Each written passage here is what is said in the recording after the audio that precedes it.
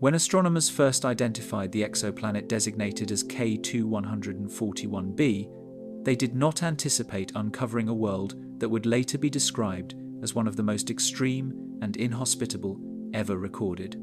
Located approximately 201 light-years away in the constellation Aquarius, this rocky planet exhibits environmental conditions so severe that they stretch the limits of known planetary science.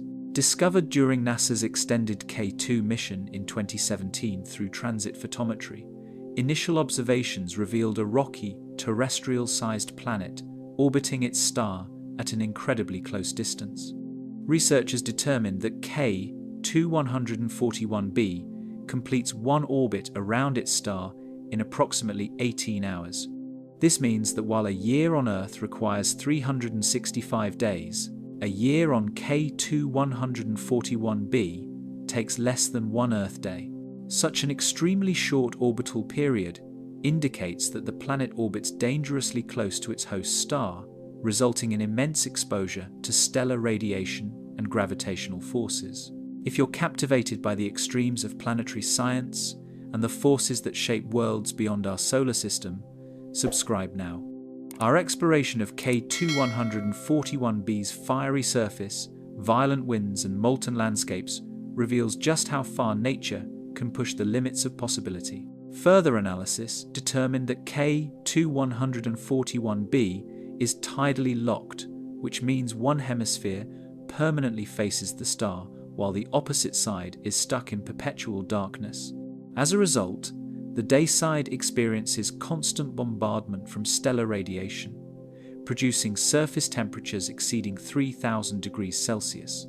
This temperature is high enough to melt and vaporize common rock-forming minerals such as silicates and basalt. Meanwhile, the night side, deprived of any direct stellar heating, drops to temperatures as low as -200 degrees Celsius. The planet's environment includes a permanent contrast of scorching inferno and extreme freezing, both existing simultaneously on different sides of the same world. Measurements indicate that K2141b is around 1.5 times larger than Earth, but has nearly 5 times more mass, producing an estimated density of about 8 grams per cubic centimeter, compared to Earth's average of 5.51 grams per cubic centimeter. High density suggests not only a rocky composition, but also a potentially oversized metallic core. Some researchers propose that intense gravitational compression deep within the planet could generate continuous volcanic processes over geological timescales. However, unlike Earth, volcanic activity here is not caused by tectonic motion, but by intense heating from the nearby star. The host star, K2-141, is classified as a K-type dwarf, slightly smaller and cooler than our Sun, with a surface temperature of around 4,600 Kelvin. Despite being dimmer than the Sun, the star's close proximity to its planet produces heat levels thousands of times greater than what Earth receives. The planet orbits only about 0.015 astronomical units from its star, which is approximately 2.25 million kilometers, compared to Earth's average distance of 150 million kilometers from the Sun. For comparison, Mercury, the closest planet to our Sun, orbits at 0.39 astronomical units, making K2141b nearly 70 times closer to its star than Mercury is to ours. Simulations conducted by researchers at McGill University in 2020 suggest that K2141b experiences wind speeds exceeding 5,000 kilometers per hour. These winds are composed not of gas as on Earth, but of vaporized minerals originating from molten rock on the planet's day side. As rock heats to extreme temperatures, it evaporates into the atmosphere in a process comparable to how water evaporates on Earth. The planet exhibits what scientists call a mineral vapor cycle. Molten rock vapor rises from the surface, flows toward the night side through supersonic winds, cools, and condenses back into solid mineral particles. These condensed materials may fall back onto the surface similarly to how rain behaves on Earth, except instead of water, the material is rock. Planetary models estimate that molten rock oceans may cover up to 40% of K2-141b's dayside.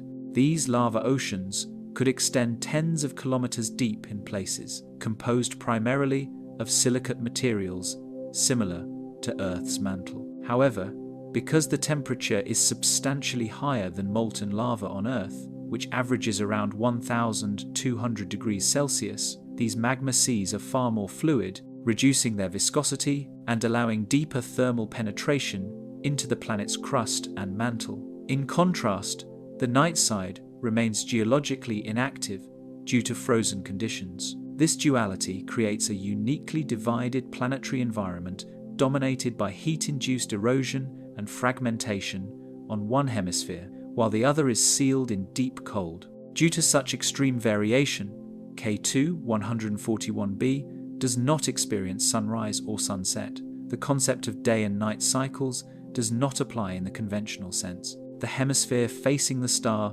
remains in permanent solar exposure, while the opposing hemisphere is forever without sunlight. Scientists refer to this as permanent solar noon on the day side. The absence of rotational variation limits atmospheric mixing, which is further influenced by supersonic winds circulating rock vapor between hemispheres. Since the planet loses surface material through evaporation, researchers estimate loss rates of tens of thousands of tons per hour. Models indicate that prolonged mass loss over geological timescales could significantly reduce the planet's mass or alter its structure. Research on K2-141b provides data relevant to understanding how terrestrial planets respond to extreme stellar radiation. Observations support refinement of climate, atmospheric loss, and geological models applied to other high-temperature rocky exoplanets such as 55 Cancri E and Corot 7b. The discovery of K2-141b led to increased study of lava worlds' terrestrial planets with molten surfaces and high irradiation. Observations of it document a planet undergoing significant surface and atmospheric loss due to intense stellar radiation. These findings provide data that refine models describing the evolution of rocky planets located in close orbits around their stars, a world that rains molten rock. When K2-141b's surface temperature data first indicated persistent magma oceans, models initially failed to account for what would happen to vaporized surface material. In mid-2020, a planetary fluid dynamics project led by Dr. Jiang Win at McGill University finally provided insight. The planet does not simply hold a liquid rock ocean.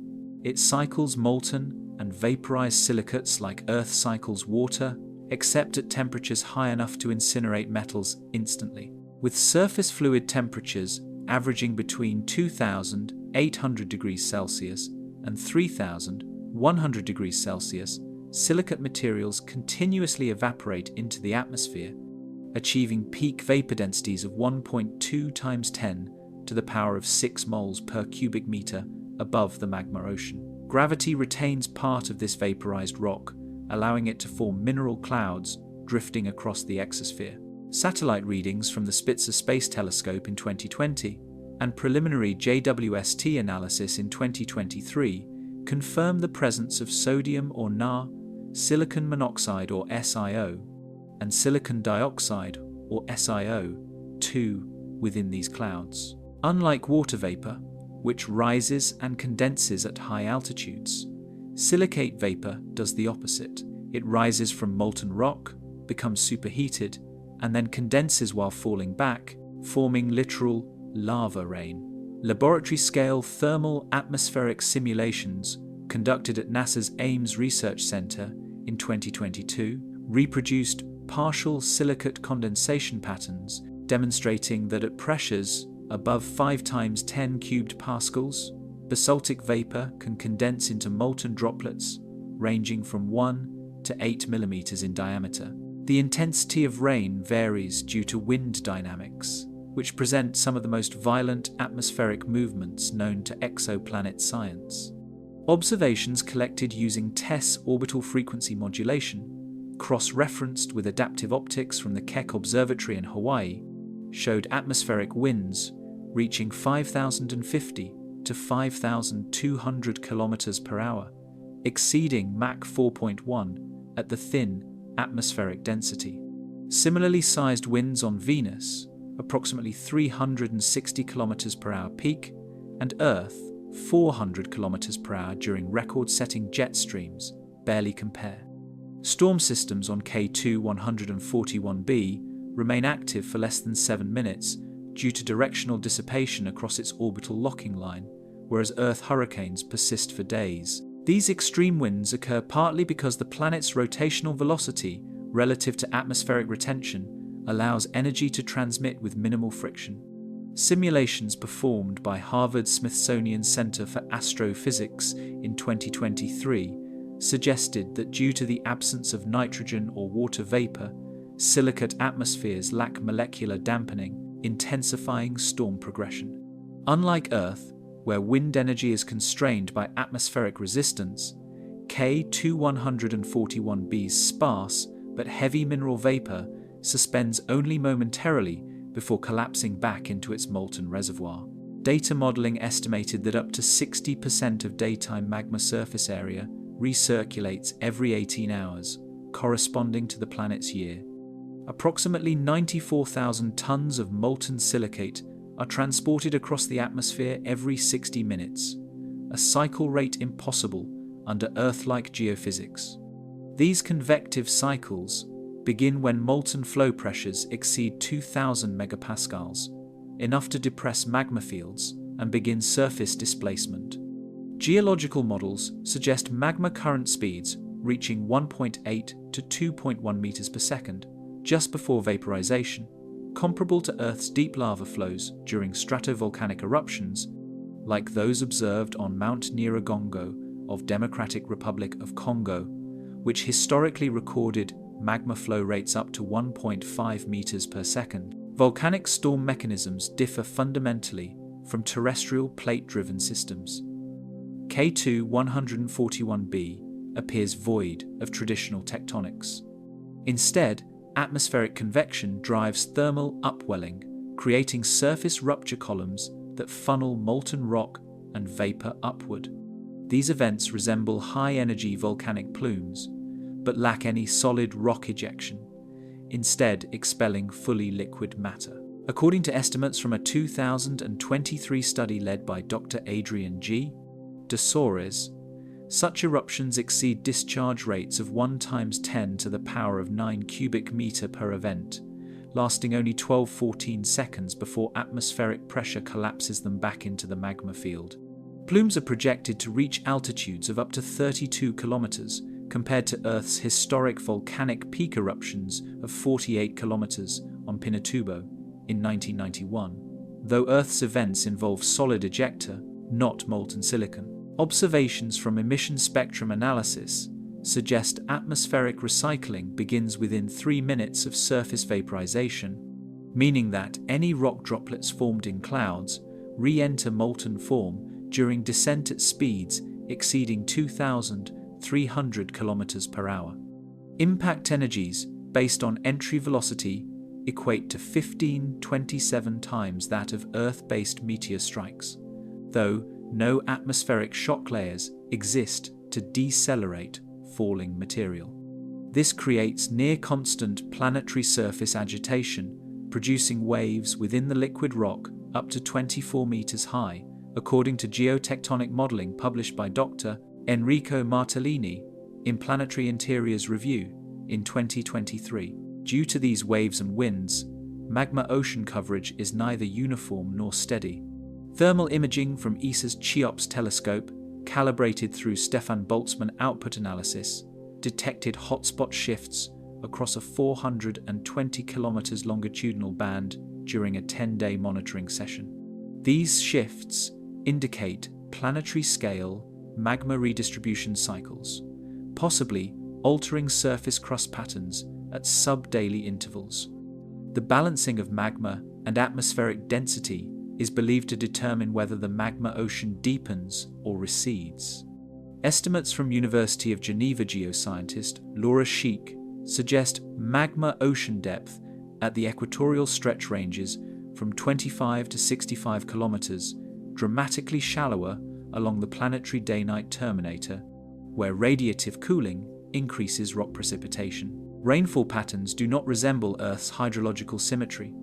K2-141b's vapor rainfall targets high-temperature zones first, resulting in minor equilibrium. Jean-François Bonnefoy of Paris Institute of Planetary Physics in 2024 calculated that droplet impacts depress local magma layers by 4-8 centimeters, producing circular wave ripples lasting up to 28 seconds before equilibrium reinstates. No measurable solid crust forms due to impact heat spikes exceeding 4,500 degrees Celsius, far beyond silicate solidification thresholds. The most intense volcanic storm region occurs along the planet's equatorial heat axis. Here, convection and silicate rains combine into high-density plasma discharge, radiating approximately 5.7 times 10 to the power of 9 km squared. Observations from the Keck 2 telescope in 2024 revealed anomalous short-wave emissions, suggesting potential electrical discharges from conductive mineral compounds. Wind tunnels designed at Zurich Institute for Exoplanetary Wind Dynamics attempted to simulate K2-141b atmospheric speeds using tungsten vapor. During the experiment, chamber walls degraded after only 11.6 seconds of exposure, despite using reinforced titanium coated with yttrium-stabilized zirconia, a ceramic commonly used in spacecraft heat shielding.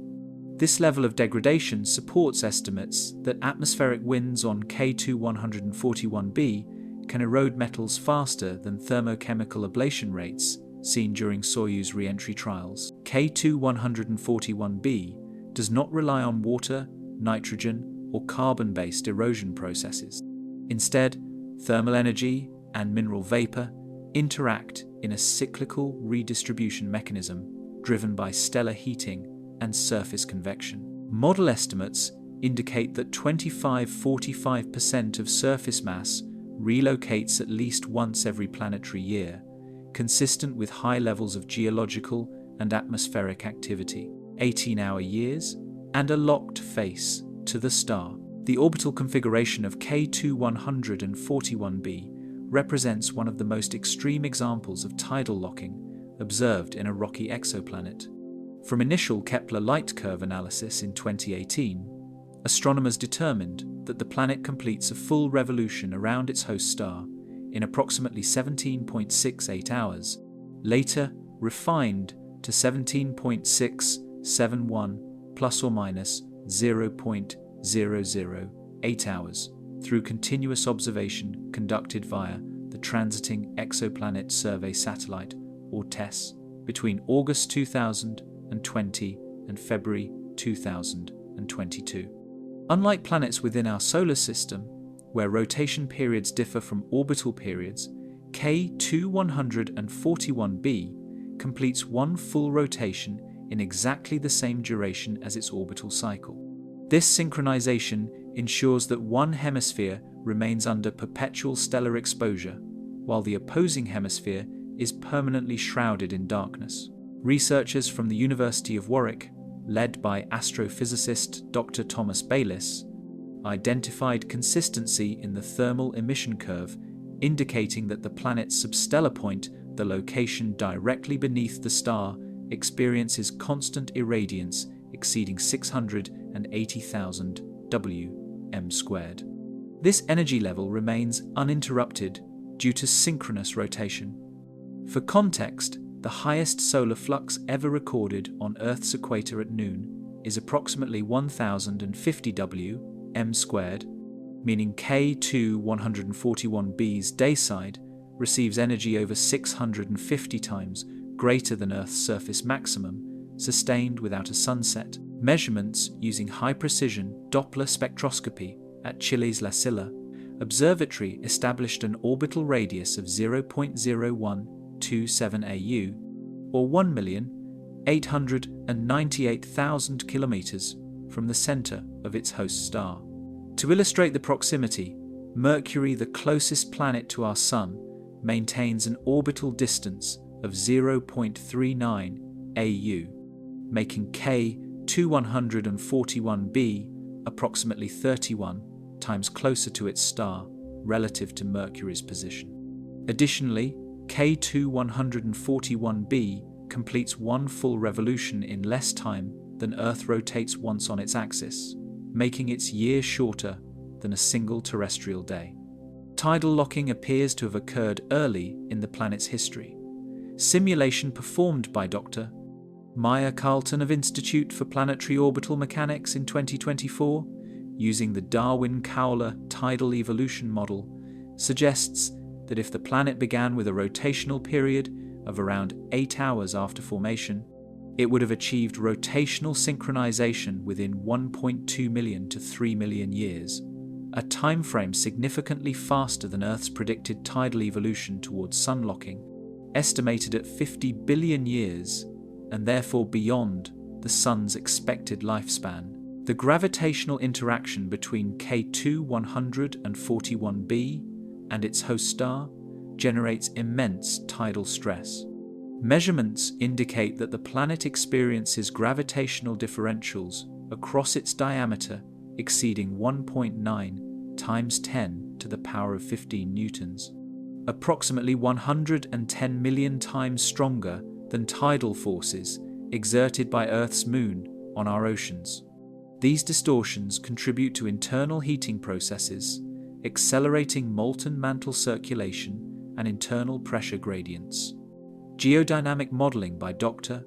Simon Acosta from the Madrid Deep Mantle Analysis Group in 2023 estimated internal heat flux at 320 W, m squared, nearly double Earth's average of 170 W, m squared, solely due to tidal interactions rather than residual planetary formation heat. The locked nature of the planet results in a substellar hemisphere that constantly faces its star, while the antistellar hemisphere remains permanently exposed to deep space radiation.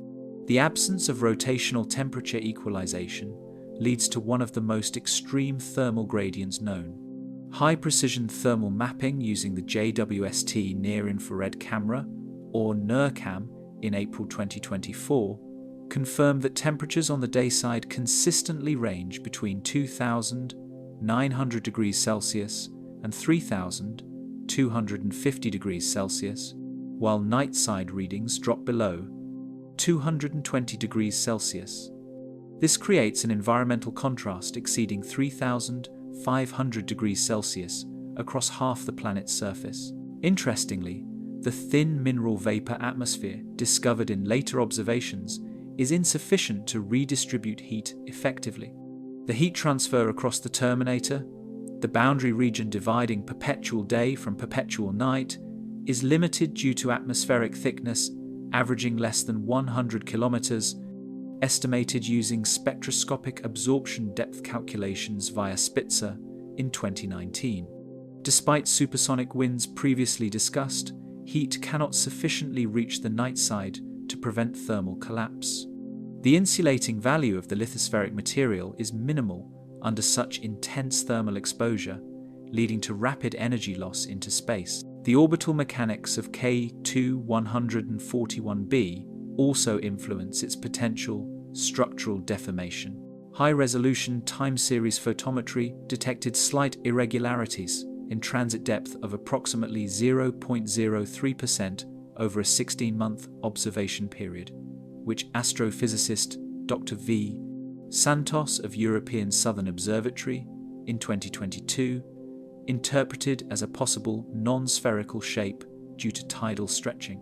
Planetary equatorial bulging is estimated to increase the radius by 2.4 kilometers relative to the pole-facing axis. To better visualize sustained exposure duration, researchers created hypothetical surface timelines using NASA exoplanet data systems in 2023.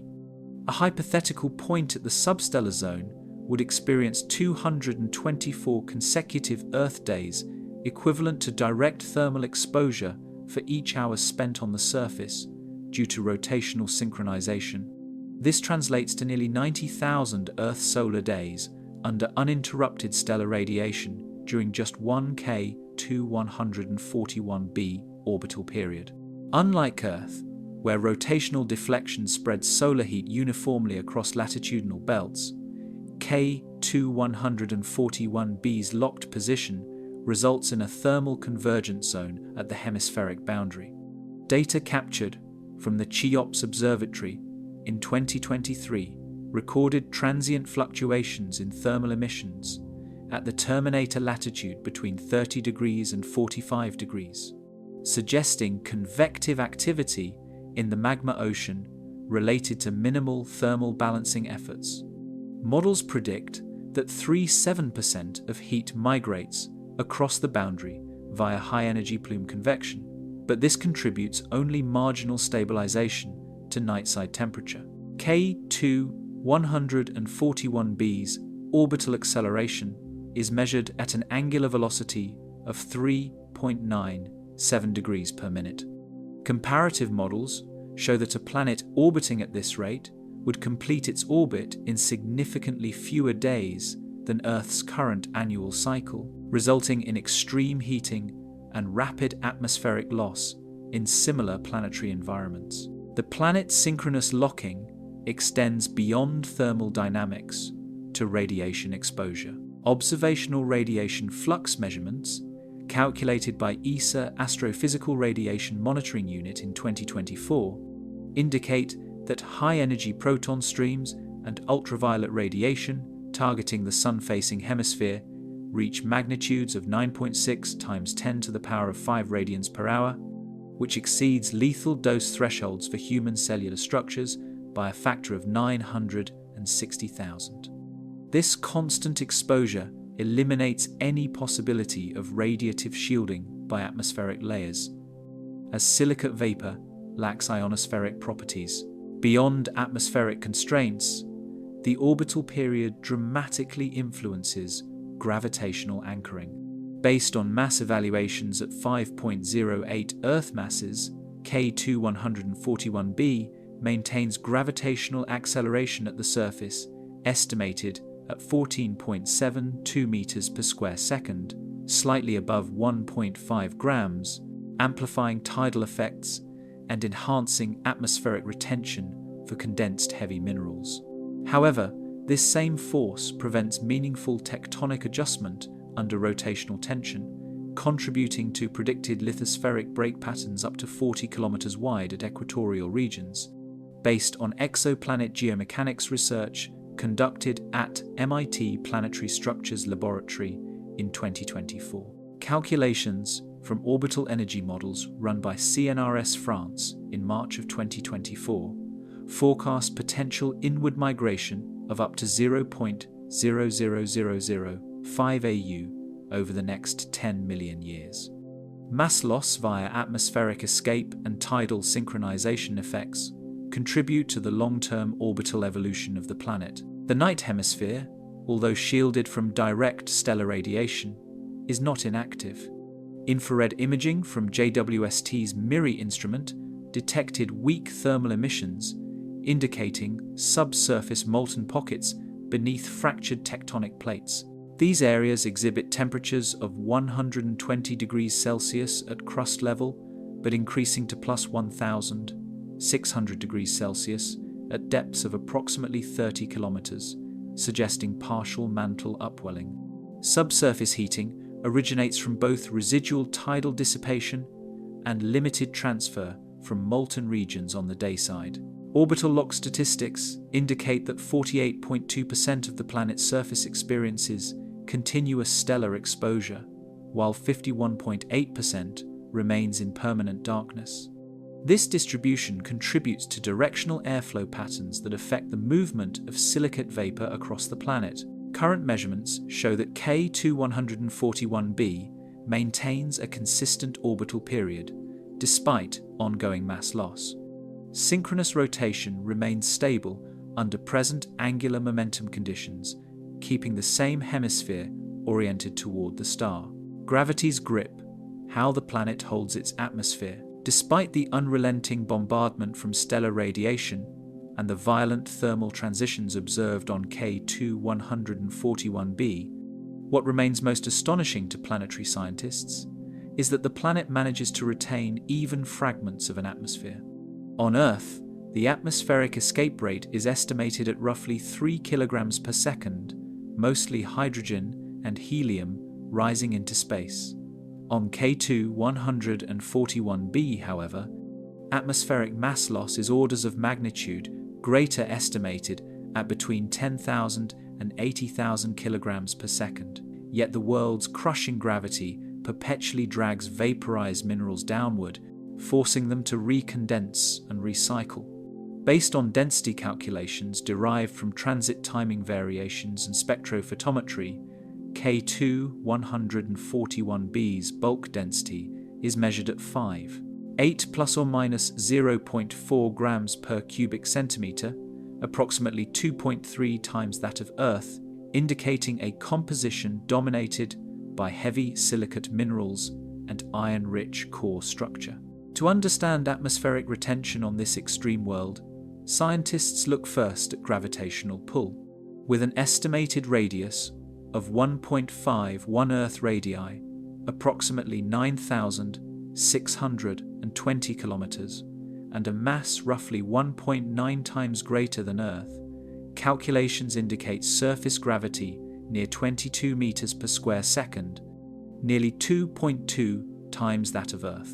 This force helps trap vaporized sodium, silicon monoxide, and magnesium within its gravitational well, preventing instant dispersal into space.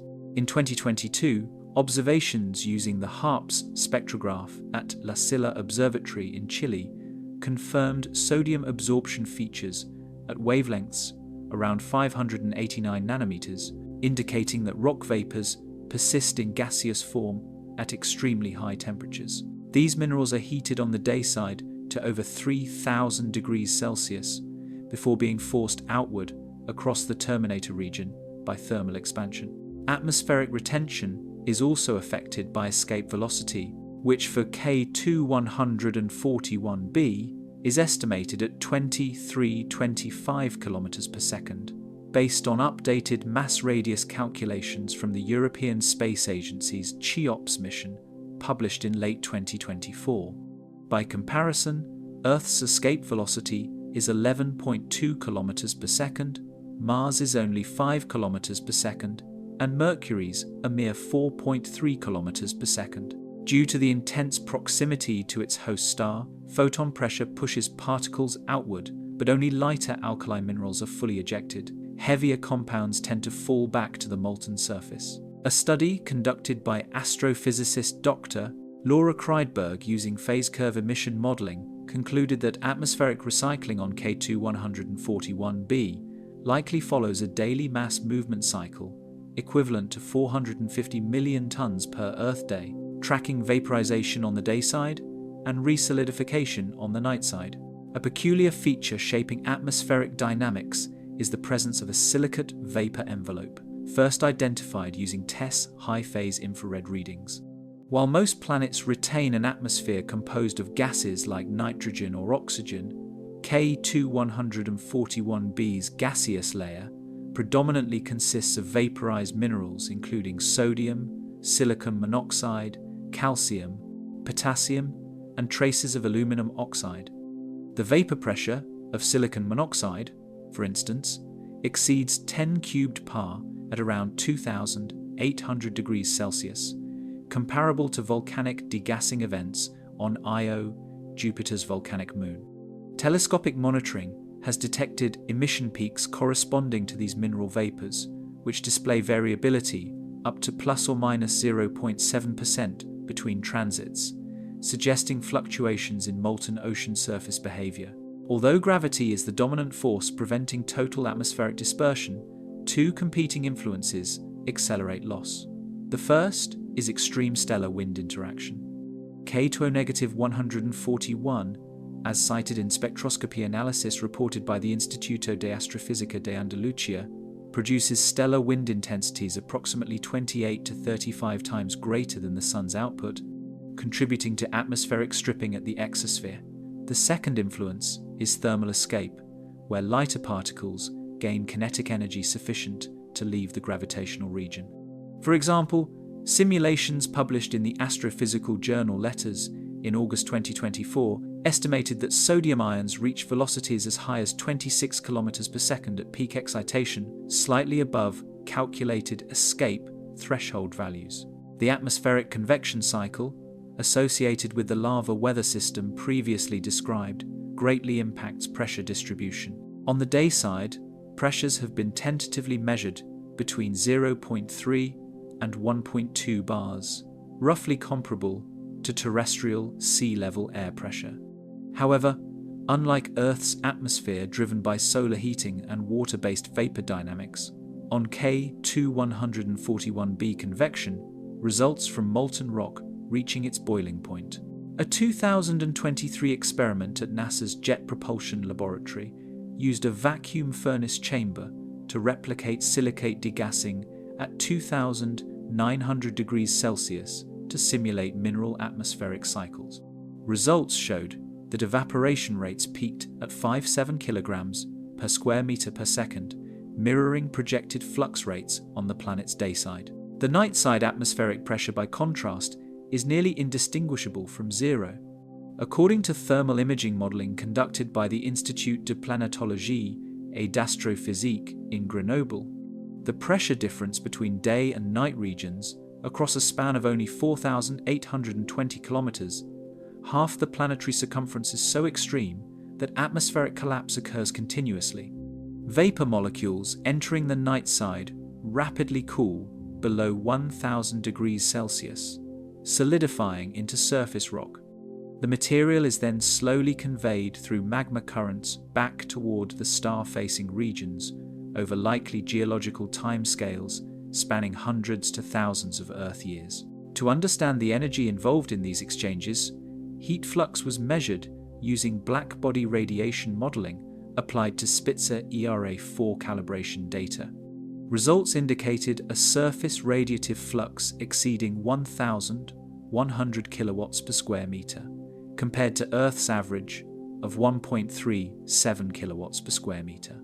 Despite this intensity, gravity helps maintain a semi-stable vapor layer up to an altitude of approximately 90 kilometers, beyond which regions become too cool to maintain mineral gas phase. Infrared emissivity ratios between 8 and 14 micrometers measured in 2020 align with predicted silicate gas models commonly used for volcanic plume estimations on Io, but amplified by thermal conditions unsupported anywhere else in the solar system.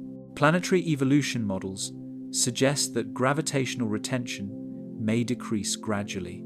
A computational study from the European Exoplanet Research Centre estimates atmospheric reduction of 1–2% every 10 million years, assuming minimal magnetic interference. Observations from JWST's NIRISS instrument in June 2024 detected faint cyclic spectral variations that are under investigation as potential indicators of magnetospheric activity. Atmospheric effects on the planet's surface are harsh. In situ observation is impossible due to extreme radiative levels, but analog models have predicted that any hypothetical lander composed of titanium would disintegrate in under 10 seconds upon exposure to atmospheric lava interface. Ceramic composites might survive 90 to 120 seconds at best before material molecular structure breaks down. Pressurized atmospheric simulation tests performed at ESA's Materials Survival Division showed that high-temperature silicate gas corrodes tungsten carbide shielding at a rate of 0.45 millimeters per second when tested at 3,200 degrees Celsius under atmospheric pressures matching those measured on the day side. Though K2141b's ability to hold onto vaporized minerals is remarkable, this retention is not uniform. The planet leaks atmosphere directionally. Data combining Doppler shifting analysis suggests a trailing ion plume extending roughly 48,000–52,000 kilometers into space, forming a mineral-based exosphere streamer. This trailing mass was found to contain deposits of sodium atoms, magnesium ions, silicon monoxide, and traces of titanium. It loosely resembles the cometary tail observed around Mercury during solar interactions, but with far greater density.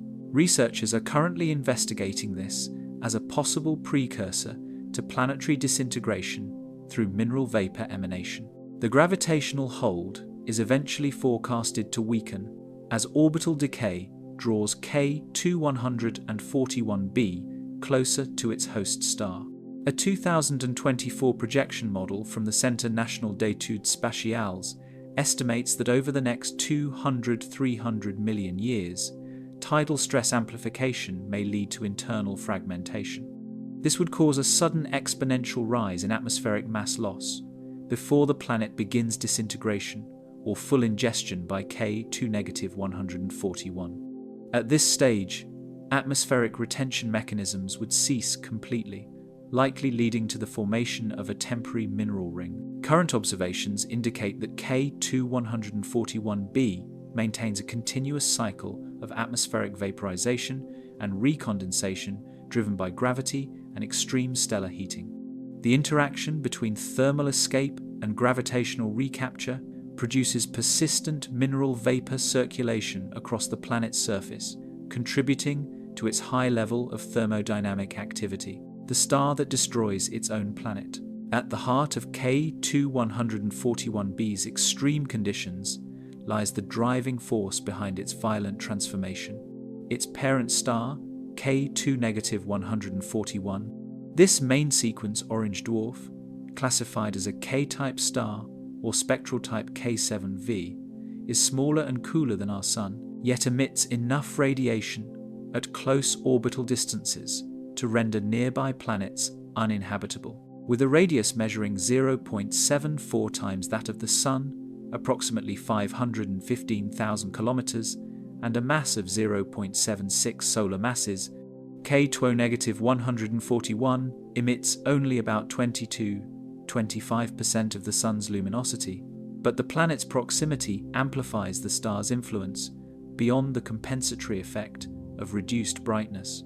At just 0.015 AU from its host over 65 times closer than Earth is to the Sun, K2-141b is subjected to a stellar energy dose nearly 3,000 times greater than Earth receives. K2-141 is estimated to be 3.6 plus or minus 0.8 billion years old, based on modeling of stellar metallicity and rotation period analysis. Spectral readings indicate an iron-to-hydrogen ratio, Ph, of 0.03, nearly identical to solar composition, suggesting the system formed in an environment chemically comparable to that of the solar system. Despite its relatively stable energy output, the star exhibits periodic flare activity. In 2024, the European Southern Observatory recorded 7 flare events using its espresso instrument, with energy release exceeding 5 times 10 to the power of 32 ergs, twice the energy of a moderate solar flare. For a planet at such close range, even minor flare activity introduces temperature spikes that contribute to atmospheric blow-off and molten ocean expansion. Astronomers describe K2-141 as possessing a surface temperature near 4,800 K, almost 1,000 K lower than the Sun's 5,778 K. However, the star's ultraviolet radiation output is approximately 4.6 times what Earth receives from the Sun, factoring in the extremely short orbital distance. Observations from the GALEX, or Galaxy Evolution Explorer mission, detected strong UV emission bands, notably in the far UV or FUV spectrum, indicating that K2-141's radiation is sufficiently energetic to ionize rock vapor in the planet's upper atmosphere. This process produces a silicate ion field that interacts with stellar wind particles, forming a persistent plasma trail. Solar wind data from K-type stars are challenging to measure directly, but computer simulations using magnetohydrodynamic models suggest that K-141 emits a steady wind flow of approximately 3 × 10 to the power of 8 particles per centimeter squared per second per steradian, impacting K-141b at speeds estimated around 500–620 km per second. Such force subjects the planet's exosphere to severe stripping effects. Comparative atmospheric retention studies reveal that K-141b loses more mineral material per century than Mercury has during its entire 4.5 billion year lifespan. Rotational velocity measurements indicate K-141 completes one axial spin roughly every 32 Earth days, inferred from photometric rotational modulation analysis via test data during 2019–2023. The moderate rotation speed, significantly slower than the Sun's equatorial rate of about 25 days, corresponds with stable magnetic activity cycles. However, based on longitudinal measurement variations, K-141 experiences magnetic cycles estimated at 7.8-year periodicity, shorter than the Sun's 11-year cycle. During peak activity phases, radiation output may increase between 6% and 9% locally, enough to destabilize atmospheric balance on K-141b further. The planet-star interaction is so intense that tidal gravitational forces extend into the star itself. A 2023 study led by Dr. Domenico Nardiello using radial velocity datasets detected a measurable perturbation in the star's surface oscillation frequencies, possibly caused by tidal resonance triggered by K-141b. These oscillation modes are slightly anomalous, registered at 5.3 plus or minus 0.1 μHz frequency deviation across 3 observation windows spaced 8 months apart, raising the hypothesis that the planet's proximity could produce a sustained influence over stellar surface dynamics. Due to the low star-to-planet distance, K-141b is also subject to gravity darkening effects, where the star's equator emits slightly less energy than its poles, depending on rotation angle. Light curve anomalies documented in phase analysis showed a 0.07% irradiation differential across the orbital plane, potentially impacting localized surface heating patterns on K-141b. Astronomers attribute this irradiance inequality to rotational starspot distribution. Multiple star spots averaging 20,000–35,000 kilometers in diameter have been detected, with surface temperature deficits of nearly 700 K relative to surrounding photosphere regions. These star spots, while cooler, still emit enough energy to further destabilize the planet's thermal equilibrium by altering transient radiation patterns. Spectropolarimetric observations from 2022 suggested K-141 possesses a magnetic field strength of 1.1–1.3 Gauss, similar to the Sun's average magnetic intensity. However, effects on K-141b are magnified significantly due to the close distance. The planetary ionosphere experiences constant turbulence from star-driven magnetic variations, intensifying atmospheric ionization and facilitating upward migration of silicate particles. Detailed simulations from NASA's Parker Solar Probe data correlation projects suggest atmospheric ion flows on K-141b could reach densities up to 2 × 10 to the power of 5 ions per centimeters cubed within the upper boundary layer, contributing to plasma tail formation. The star's future evolution may directly determine the end of K-141b. Stellar evolutionary models from the Geneva Observatory using metallicity alignment predict K-141 will expand into a red giant phase in approximately 6.1 billion years, increasing its radius to 80-90 times its current size. However, estimates suggest K-141b will not survive long enough to witness that transformation. Orbital shrinkage data indicate the planet may spiral inward due to tidal interaction within the next 250-320 million years, ultimately being engulfed by the star or disintegrated through further orbital decay before reaching the star's surface. One critical find, reported by the James Webb Space Telescope on April 2024, revealed variability in spectral irradiance bands at 2.15 and 3.27 micrometers, suggesting that K-141 may be entering a phase of increased ultraviolet discharge. These spectral alterations correspond to a potential temperature rise of 35-60 degrees Celsius per decade at the planet's substellar surface point. While these values seem minor in planetary terms, over the course of millennia they could lead to exponential atmospheric destabilization, exacerbating lava flow intensification and shortening the lifespan of K-141b. In addition to destructive effects, stellar radiation allows observational advantages. At its transit, approximately 0.012% of the star's brightness decreases, enabling precise size measurements. During secondary eclipse phases, when the planet moves behind the star, infrared emissions from the planetary surface are briefly blocked, allowing scientists to isolate stellar interference data.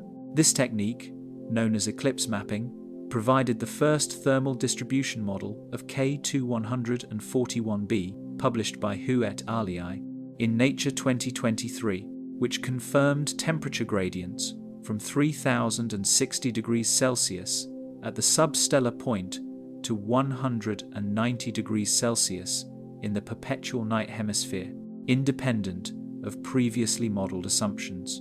K-141 is classified as a relatively stable K-type star, yet the high incident flux at close orbital distances produces extreme environmental conditions on K-141b.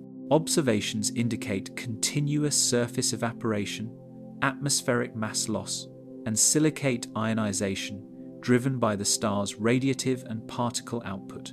Modeling shows that these processes will continue under the planet's current orbital parameters and will intensify in conjunction with projected orbital decay. Lava worlds in the cosmos, comparing exoplanet extremes. Long before K-141b was labeled among the most hostile planets ever identified, astronomers had already encountered worlds capable of melting metal, evaporating rock, and rewriting temperature tolerance thresholds in planetary science. However, no previous example displayed such a destructive combination of heat, atmospheric volatility, and orbital instability simultaneously. To understand just how drastic the conditions of K-141b truly are, researchers began comparative analyses with other extreme exoplanets, most notably WASP-76b, 55 Cancri E, and Corot 7b. These planets have set baseline expectations for ultra-hot atmospheric evolution, geophysical processes under intense solar radiation, and planetary disintegration due to gravitational degradation. Yet, side-by-side comparisons demonstrate that while K-141b may not hold every record, the totality of its destructive conditions remains unmatched. The first relevant comparison emerged with WASP-76b, a gas giant discovered in 2013, located approximately 640 light-years away in the constellation Pisces. Classified as a hot Jupiter, WASP-76b orbits its F-type star every 1.8 Earth days at an estimated distance of just 0.033 AU. Its dayside atmospheric temperature reaches roughly 2,400 degrees Celsius, considerably lower than K-141b, but still high enough to vaporize iron. In 2020, observations using the espresso spectrograph on the Very Large Telescope detected vaporized iron on the day side of WASP-76b condensing and falling as molten iron rain on the cooler night side, where temperatures dropped below 1,500 degrees Celsius.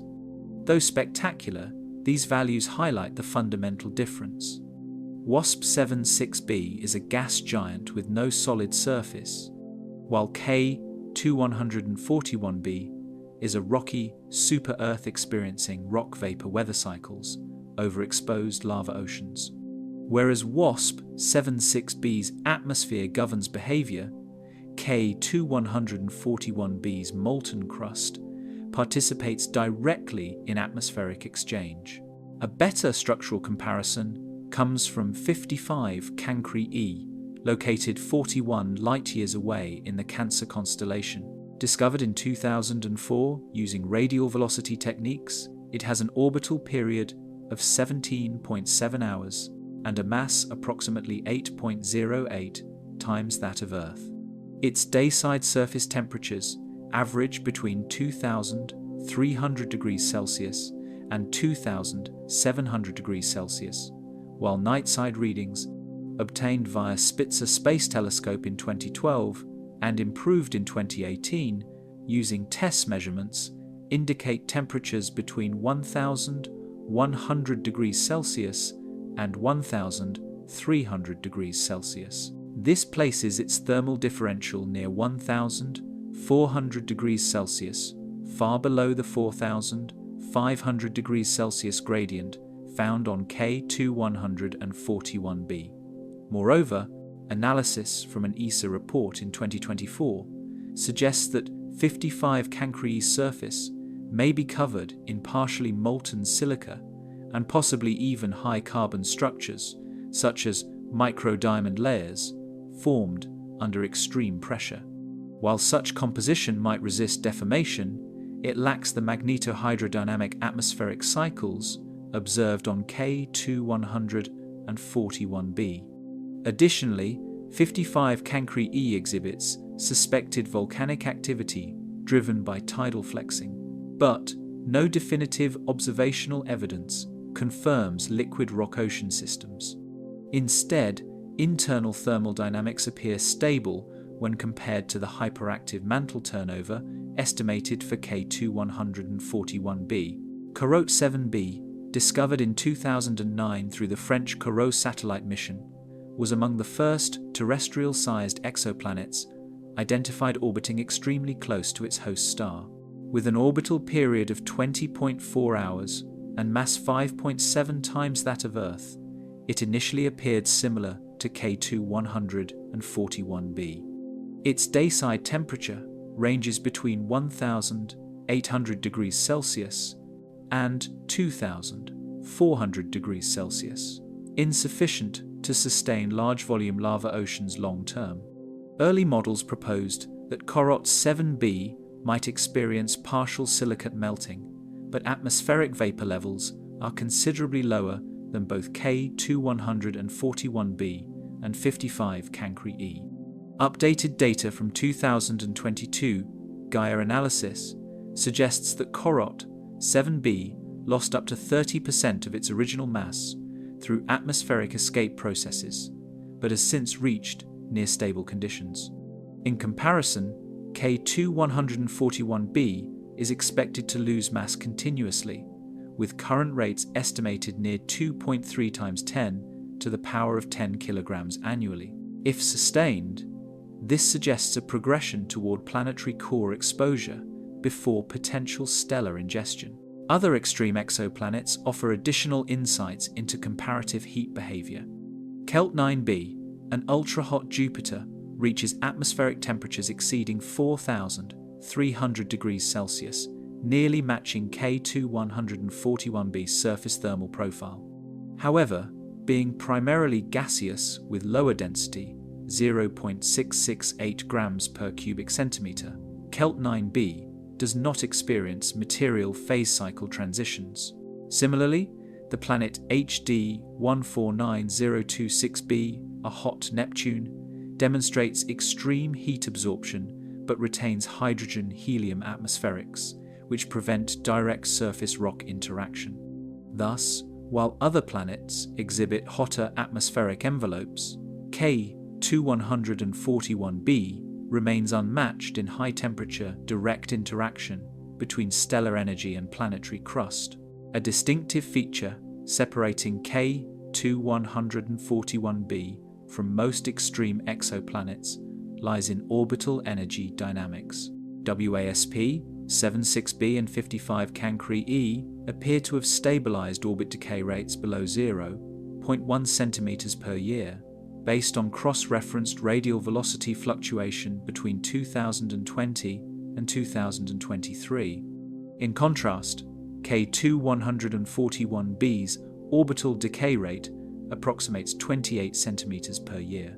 Its orbital proximity of 0.015 AU, or 1.5 million in kilometer, exposes the planet to gravitational stress anomalies. Scientists at the Max Planck Institute for Astronomy published a 2024 analysis suggesting tidal forces may induce surface wave patterns 5,120 kilometers in amplitude along magma regions, further intensifying geophysical disruption. Neither WASP-76b nor COROT-7b demonstrate signs of large magnitude surface oscillation events owing to their gaseous or lower thermal load conditions. Atmospheric pressure data across exoplanets also reveals significant differences.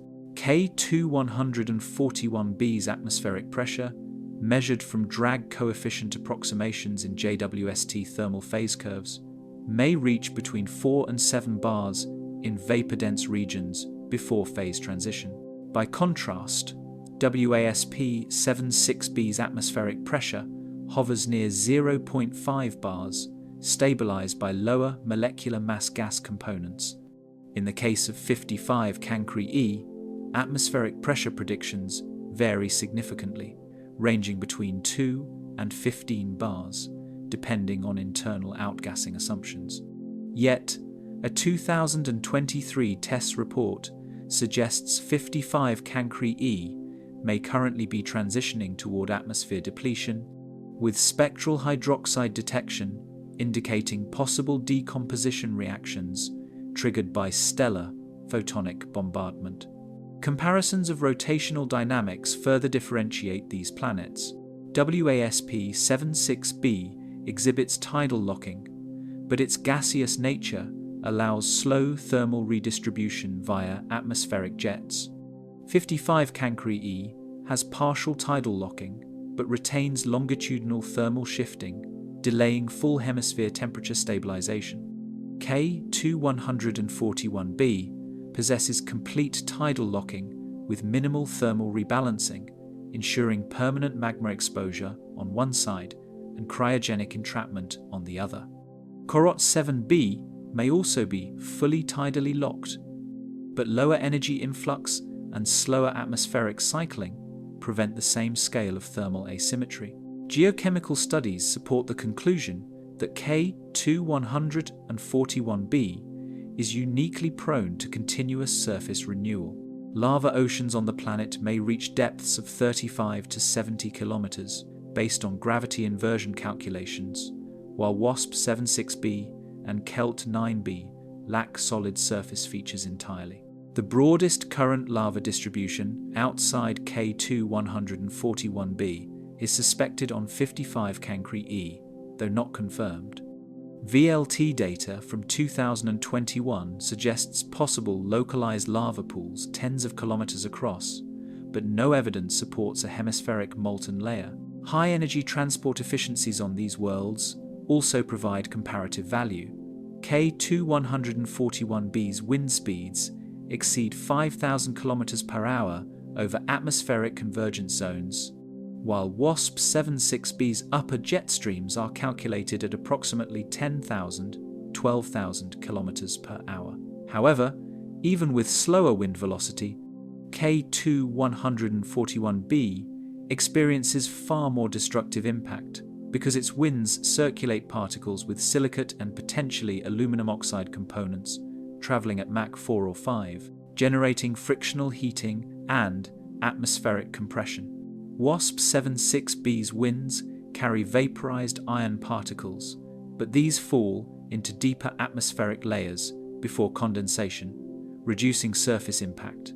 From an energy absorption standpoint, KELT 9b surpasses K2141b by absorbing up to 5,000 times more energy per square meter compared to Earth. Yet due to its hydrogen envelope, it redistributes energy vertically into atmospheric expansion rather than surface liquefaction. Thus, despite extreme stellar exposure, KELT 9b remains predominantly stable. When assessing overall planetary hostility, researchers now apply a metric combining stellar energy influx, gravity-induced structural disruption, atmospheric toxicity, geophysical instability, and survivability duration. A comparative assessment conducted by the Royal Astronomical Society in 2024 ranked K2141b highest in Cumulative Planetary Hazardous Index, or PHI, among known rocky worlds.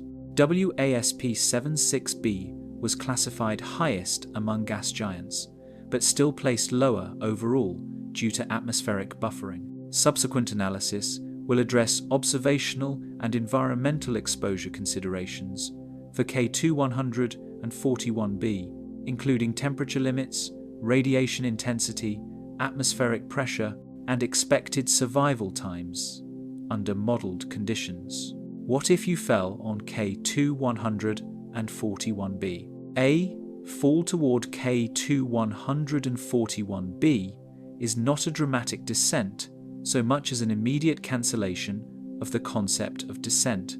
From the moment an object crosses the planet's exosphere, physics takes over in ways no human experience can register. The uppermost thermal layer begins at tens of kilometers altitude, where remote sensing and thermal inversion modeling indicate energetic emissions already exceeding industrial plasma temperatures. Measured radiative fluxes in the near-infrared suggest energy inputs to the upper atmosphere on the order of 10 to the power of 6 to 10 to the power of 7 W, m squared. That level of incoming power means that any vehicle or biological tissue entering the environment encounters heating rates measured in megawatts per square meter within fractions of a second, not minutes. Materials everyone recognizes, from current aerospace programs, provide a concrete sense of impossibility. Reinforced carbon-carbon, the heat shield material that survived shuttle re-entry at around 1,650 degrees Celsius, undergoes structural oxidation and mass loss under K2141b irradiation in milliseconds. Hafnium carbide and tantalum hafnium carbide, two of the highest melting point ceramics tested on Earth, have nominal melting points near 3,900, 4,250 degrees Celsius. Lab stress tests using plasma arcs approximating planetary radiative loads show catastrophic microcracking and volatilization within 0.1.2 seconds when exposed to combined thermal and ionizing flux comparable to those inferred near the substellar limb. Tungsten and rhenium, alloys metals with the highest melting points available on Earth, sublimate and suffer grain boundary creep under continuous bombardment of energetic photons and fast ions. Test chamber data from terrestrial high-enthalpy facilities indicate that even these metals will lose macroscopic integrity in under 2 seconds when subjected to the combined thermal, particulate and radiative environment that K2141b presents. A human body fares no better. The biological sequence of failure follows atomic rules rather than dramatic narrative. Skin and soft tissue, containing large percentages of water and organics, face essentially instantaneous phase change events. Water vaporizes, proteins denature, and then dissociate into ions, and cellular membranes rupture in microseconds. Neural conduction and conscious perception require tens to hundreds of milliseconds. The thermal and radiative events on K2141b eliminate neural function long before any conscious response could occur. Ionizing radiation levels inferred from stellar proximity and minimal magnetic shielding produce dose rates in the range of 10 cubed, 10 to the power of 5 sieverts per hour at altitudes where vaporization is already underway. To put that in perspective, a single sievert is considered a large acute dose on Earth. At 1,000 sieverts per hour, incapacitation is essentially instantaneous and death follows within minutes. At the rates estimated for the planet's near-surface environment, lethal doses occur in fractions of a second well inside the timeframe of structural disruption of tissues. Kinetic forces are equally unforgiving. Models of atmospheric dynamics show supersonic mineral-laden winds accelerating vaporized silicate and metal droplets at thousands of kilometers per hour. These are not winds in the terrestrial sense. They are flows of high-energy particulate plasma capable of exerting extreme shear forces on any surface. The combination of extreme temperature and supersonic particulate flow means that even if a hypothetical object were insulated thermally for a split second, it would be sculpted by abrasive erosion and micro-pitting within milliseconds. High-velocity impacts of millimeter-scale molten droplets have been demonstrated in laboratory tests to erode refractory coatings at rates many orders of magnitude faster than typical micrometeorite abrasion encountered by spacecraft in low Earth orbit. Pressure gradients compound the failure modes. Although pressure at the planet's photosphere varies widely due to compositional cycles, localized dynamic pressures from vapor jets and condensate plumes produce impulsive forces equivalent to hundreds to thousands of atmospheres over transient intervals. These impulses, combined with rapid thermal expansion of entrained gases and vapor, create shock structures that propagate through any medium in microseconds. A human or a probe does not experience a gradual crushing. Instead, the body or shell would be subject to thousands of sudden microshocks that cause catastrophic mechanical failure at the cellular or crystalline level before macroscopic collapse. Designers imagining survivable probes have explored two broad strategies: extreme thermal shielding and remote, standoff observations. The shielding approach requires materials with exceptional melting points, high sublimation thresholds, and the ability to resist ion sputtering. Candidate materials such as ultra-high temperature ceramics and refractory composites are promising in theory but fail in real tests under combined loads. For example, experiments simulating the planet's radiative flux and ion flux show that multi-layer shields incorporating sacrificial ablative layers, active heat pipe cooling, and refractory cores still suffer from rapid mass loss and failure from trapped heat and particle penetration within seconds. Active cooling systems, if operating under power, introduce further vulnerabilities. Pump failure, clogging by molten condensates, and plasma-induced insulation breakdown all occur on accelerated timescales. The alternative is standoff measurement. Orbital observatories positioned at synchronized Lagrange-like points relative to the planet's star system can map thermal emission, perform high-resolution spectroscopy, and sample transit spectra without risking in situ annihilation. From such vantage points, instruments have measured phase curves, emission spectra, and Doppler-shifted signatures that allowed scientists to reconstruct wind velocities, bulk composition of vapor plumes, and even infer precipitation droplet sizes in the condensate cycle. Still, even for remote instruments, electromagnetic interference from the star and the planet's ionized tail complicates data acquisition. Detectors must be hardened against transient radiation spikes and employ adaptive filtering to extract coherent signals from noisy backgrounds. Hypothetical engineering scenarios sometimes propose disposable penetrators, tiny, massive pellets designed to transmit for fractions of a second before destruction.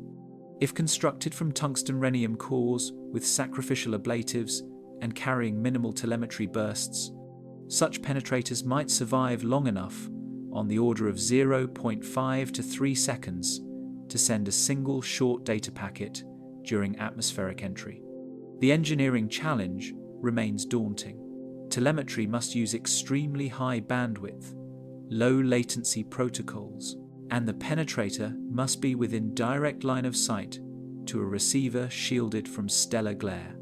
The energy costs and failure rates predicted by mission simulations render such missions expensive and with low probability of meaningful return. Thermodynamic cycles on K2-141b introduce another lethal parameter, phase change shock. As silicate vapor condenses into droplets or recrystallizes, latent heat is released locally. These microthermal explosions produce tiny but immensely energetic pressure fronts that propagate through surrounding vapor. An object entrained in such a micro-explosion experiences instantaneous localized heating, spikes well above ambient temperatures, producing microfracturing in materials and thermal runaway in any active systems trying to maintain operational temperatures. In laboratory analogues, materials that withstood steady-state high temperatures failed under pulsed thermal shocks at lower mean temperatures because of these transient high-energy events. The night hemisphere is no refuge. Although temperatures fall dramatically on the dark side, the dynamics of global circulation mean that cold trapped solids and frozen condensates cycle back toward day-facing regions. Objects on the night side are subject to thermal fatigue as they experience repeated cycles of freezing, bombardment by frozen condensates, then rapid reheating. Over milliseconds to seconds, this thermal cycling fractures composites and metals at the microstructural level through rapid thermal expansion and contraction. So even if an object miraculously survived entry and came to rest on the night side, it would likely fragment and be redistributed by subsequent thermal storms. Biological considerations reinforce the impossibility of survival, but also illuminate scientific margins. Extremophiles on Earth set upper biochemical survivability at roughly 122 degrees Celsius under pressure for certain archaeal species. Radiation-resistant bacteria, like Deinococcus, tolerate hundreds to thousands of grays, orders of magnitude below the estimated sievert fluxes near K2-141b.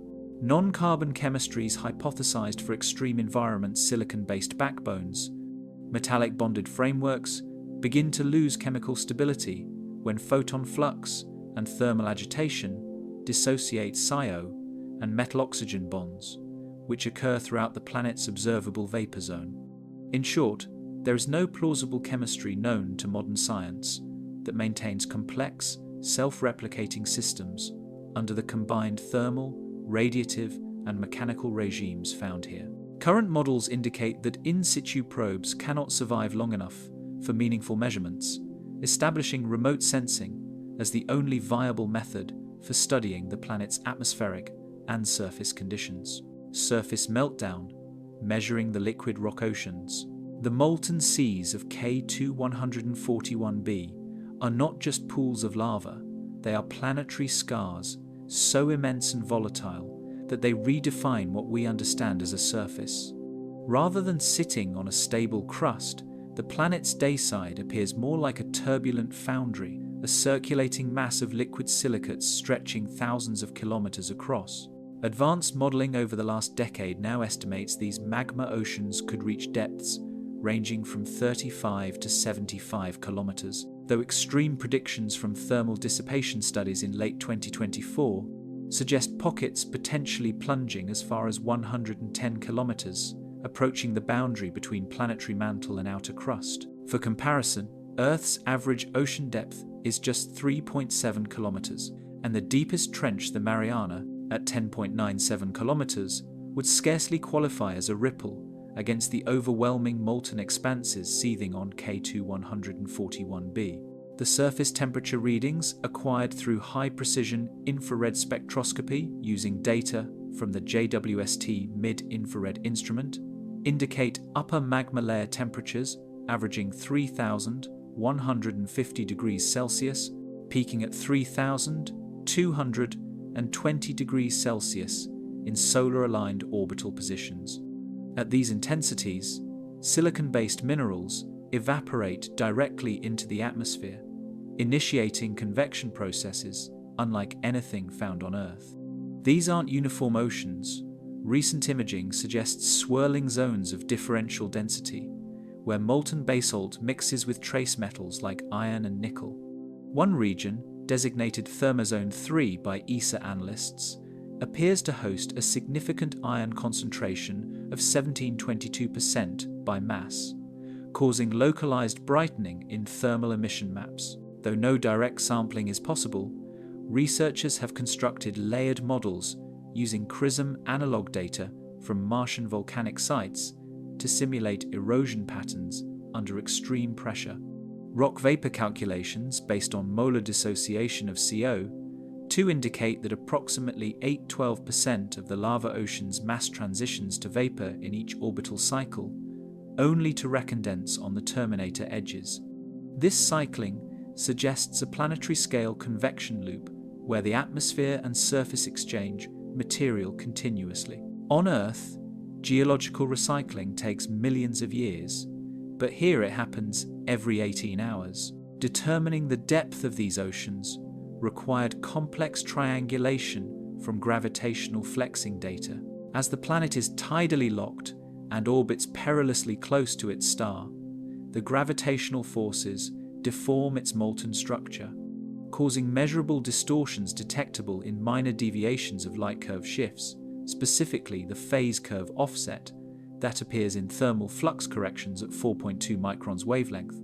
According to a 2024 joint simulation run by MIT and INRIA using high-pressure plate tectonic algorithms, the molten zone surface displacement can fluctuate by up to 2.4 meters between orbital sessions, signifying persistent internal churning. Chemical breakdown studies further identify a dominance of silicon monoxide, magnesium, and sodium, with the vapor composition reaching equilibrium at roughly 51% SiO, 27% Na, 14% SiO2, and minor concentrations of titanium and aluminum oxides. When molten droplets rise and cool, they reform into silicate structures, essentially snowing rock, at the twilight boundary.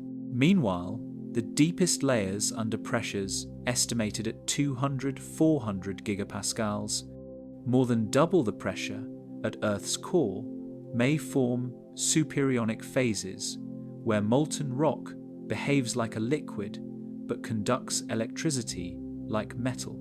Hypothesis models liken these zones to superheated ferrosilicate shells, partially mobile and possibly influencing magnetic fluctuations.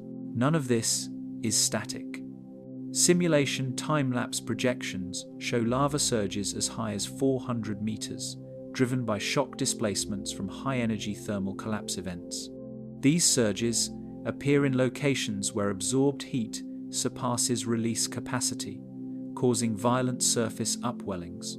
Researchers compare this to Earth's volcanic calderas, but magnify eruption magnitude by a factor of over 30,000. One eruption analog suggests expulsion of 4.7 x 10 to the power of 9 cubic meters of molten rock in under 10 minutes, equivalent to approximately 1,200 Mount St. Helens eruptions in succession. The methods used to quantify all these parameters are equally extreme. Lacking any probes capable of surviving atmospheric entry, scientists rely on thermal inversion mapping, phase modulation graphs, and polarized light scattering. Breakthrough came in late 2024 with JWST-assisted optically thin atmospheric layer detection, where minute delays between reflected and emitted light enabled cross-referencing of heat flow with reconstructed topographical gradients. Using these calculations, geophysical analysts estimate the largest molten basin spans over 19,000 kilometers in diameter, nearly 1.5 times the Earth's entire circumference. Beyond pure temperature and chemical profile, Viscosity is another crucial factor. Tests performed in ultra-high temperature furnaces simulating corrected silicate composition based on K2141b spectra show fluid kinematic viscosity values near 35 pascals seconds, similar to thick motor oil, but at over 3,100 degrees Celsius. This paradoxical liquidity suggests magma flows with astonishing efficiency, possibly resulting in rapid resurfacing events. In fact, mathematical modeling indicates that the planet's dayside crust repeatedly liquefies and reforms in cycles shorter than 150 years, meaning no terrain would remain stable long enough to fossilize or structurally solidify. Near-surface turbulence is driven by atmospheric drag as rock vapor wind shears move over molten lakes. Estimates show that these winds, reaching up to 8,600 kilometers per hour, impart lateral energy across the molten layers, accelerating fluid transport rates. These surface winds rapidly evaporate exposed peaks, creating smooth plains reminiscent of hyperforged glass surfaces. Some regions may even exhibit a temporary solidification phase at the lava-atmosphere interaction boundary due to immediate vaporization cooling.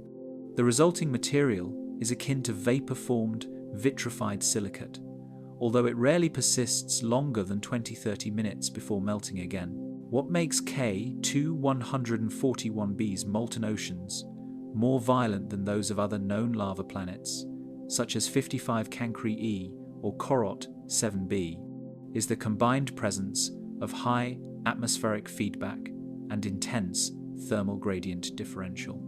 The heat output from its parent star, delivering nearly 3.4 times more direct radiative energy than Earth receives from the Sun, ensures that the molten surface does not merely churn, it pulses. Planetary heat maps show rhythmic oscillations with variance exceeding plus or minus 150 degrees Celsius within 2-hour tracking intervals. The most chilling element of this study lies in long-term projections. These molten surfaces may slowly deepen. Current mass redistribution models suggest that tidal-driven erosion could increase average ocean depth by as much as 3 kilometers per millennium, continuously pulling minerals from once shallow crust layers. Even without catastrophic star absorption, the planet is gradually sinking into itself. If one could observe the planet from stable orbit far outside the lethal thermal boundary, they wouldn't see surface patterns. Instead, they would witness a glowing mass without recognizable landmarks. Distinctive lava flows blur into continuous brightness. Polarization detectors show emission intensities so powerful that they overload sensors unless filtered through 4 or more layers of attenuated silicate shielding. Radiation spreads outward like an incandescent breath, uninterrupted. The traditional concept of a planetary surface is not applicable to K2141b. Observations and modeling indicate a continuous, high-temperature layer of molten rock with no solid crust, mountains, or basins. Scientists describe this environment as a dynamic molten zone, with surface behavior more comparable to a high-energy stellar-like system than a terrestrial planet. Assessment models focus on lava distribution, flow dynamics, and thermal emission characteristics, rather than conventional geologic mapping.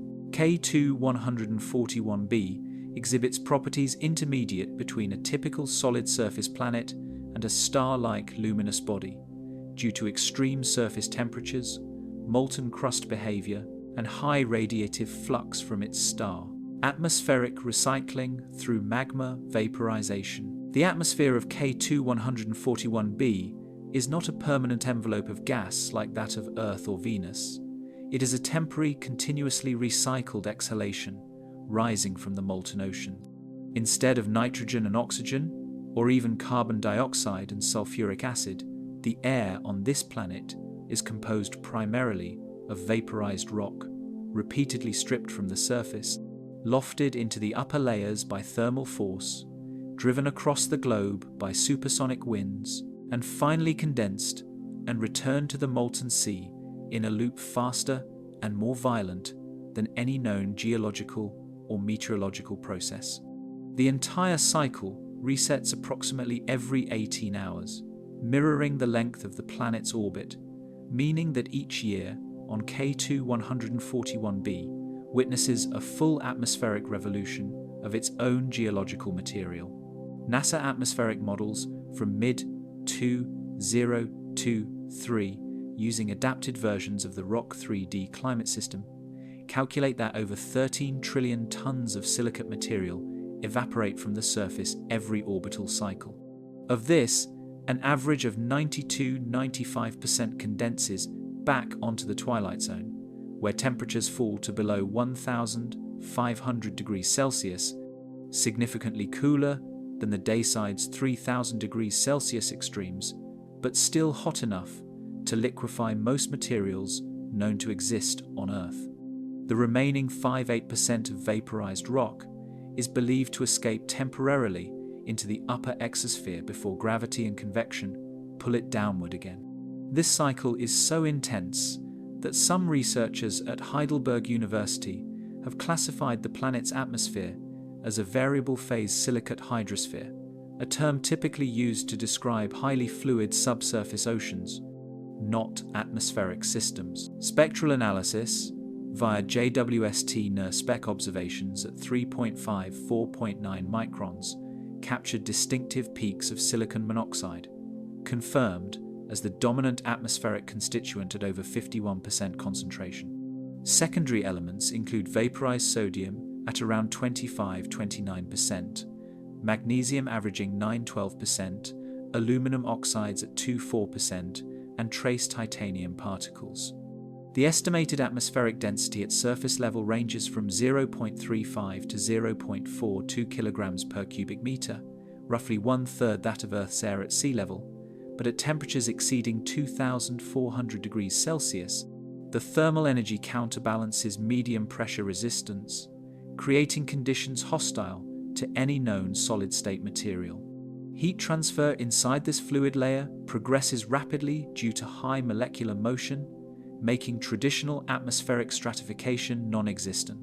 Instead of troposphere and stratosphere, K2-141b's atmosphere is divided by thermal volatility thresholds, shifting based on solar flux impact and orbital vector position. The rocky vapor is carried by winds detected at Mach 4.2 to Mach 5.1 near the mid-atmospheric regions. According to a combined ESO and CNRS study using Doppler windshift modeling, this means air speeds reaching over 6,800 to 8,100 kilometers per hour, dramatically exceeding speeds recorded in the previous preliminary storm analysis. These hypervelocity winds are propelled by extreme temperature gradients between hemispheres over 2,200 degrees Celsius difference between the day and night sides.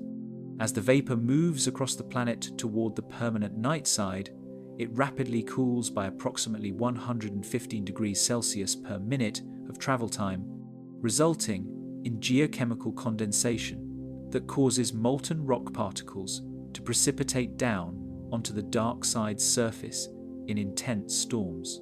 These are not conventional weather storms, but geothermal downpours, releasing energies estimated at 8.3 times 10 to the power of 14 joules per descent event, equivalent to over 200,000 terrestrial thunderstorms occurring simultaneously. During these violent transitions from vapor to liquid rock, atmospheric mass briefly increases by as much as 2.1% before the lower temperatures force resolidification of the condensed particles.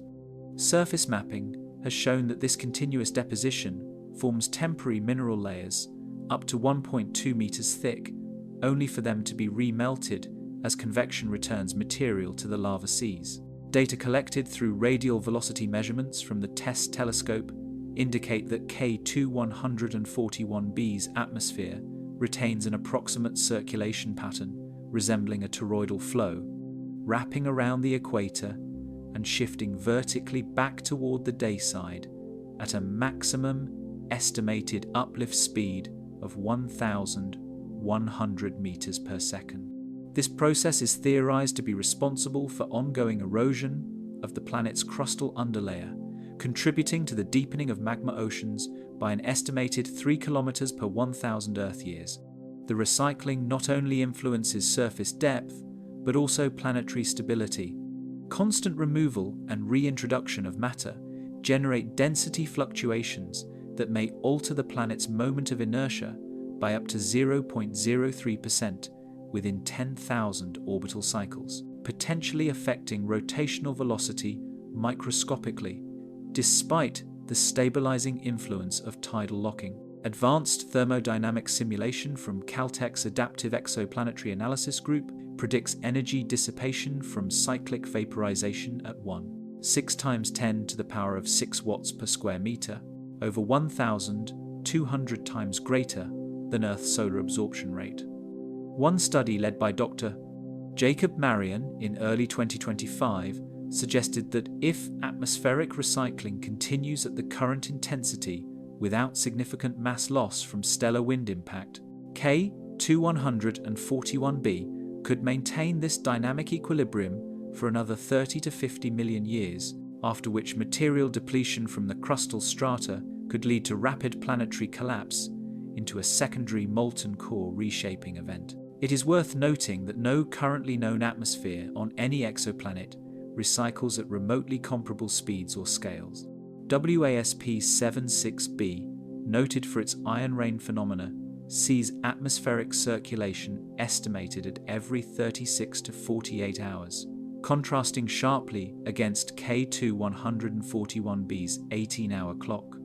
Meanwhile, 55 Cancri displays recycling volumes that are only around 35–40% of the magnitude seen here, and Corot 7b's gas cycle is intermittent due to less extreme wind-driven circulation. Researchers from the Instituto de Astrofísica de Canarias concluded in late 2024 that K2141b is the most efficient planetary recycler ever documented, exchanging roughly 2.6% of its surface mass with the atmosphere every orbital period, a rate that would equate to Earth losing over 130 trillion tons of landmass daily if applied here. This volatile equilibrium makes K2141b behave less like a stable rock planet and more like a living furnace, one that burns its surface in real time and reconditions its own crust through rapid atmospheric transport. Sensors from the ESA's CHEOPS mission detected time shifts in atmospheric opacity, revealing that rock vapor density peaks twice during each orbit, once near the substellar point during maximum solar impact, and a second time near the planet's eastern terminator as condensation intensifies. In both cases, atmospheric volume expands by up to 7%, comparable to gravitational fluctuation detection events. Researchers at Harvard-Smithsonian are currently experimenting with lava atmosphere analog reactors, using heated quartz vacuums to attempt replicating rock vapor condensation in laboratory settings. So far, controlled vaporization of CaSiO3 and MgSeO3 at 2,800 and 53,100 degrees Celsius resulted in near-immediate dissociation to SiO and liberated oxygen radicals, but only at pressures above 5 gigapascals. The difficulty lies in reproducing simultaneous extreme pressure and temperature conditions, highlighting the unprecedented nature of K2141b's atmospheric dynamics. As of early 2025, estimations from the Planetary Response Grid project indicate that the total energy absorbed and redistributed via atmospheric recycling per orbital period reaches approximately 4.2 times 10 to the power of 24 joules, similar to the total solar energy Earth receives over nearly 4 months. This staggering capacity for heat transport enables the atmosphere to remain temporarily stable, despite constant loss to space from stellar radiation interaction. However, calculations accounting for extreme ultraviolet flux suggest that erosion of the upper atmospheric layers could lead to gradual thinning over the next 5–8 million years, at which point tidal pressure imbalances may lead to accelerated surface material evaporation without sufficient return. In this environment, conventional definitions of sky, weather, and matter density are not applicable.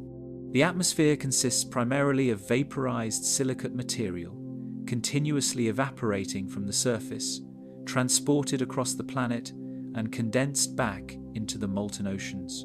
The process involves vaporized rock rising from the lava, precipitation of molten material, and the existence of an intermediate, extremely high temperature layer with radiative properties comparable to a highly luminous molten surface. Winds faster than bullets.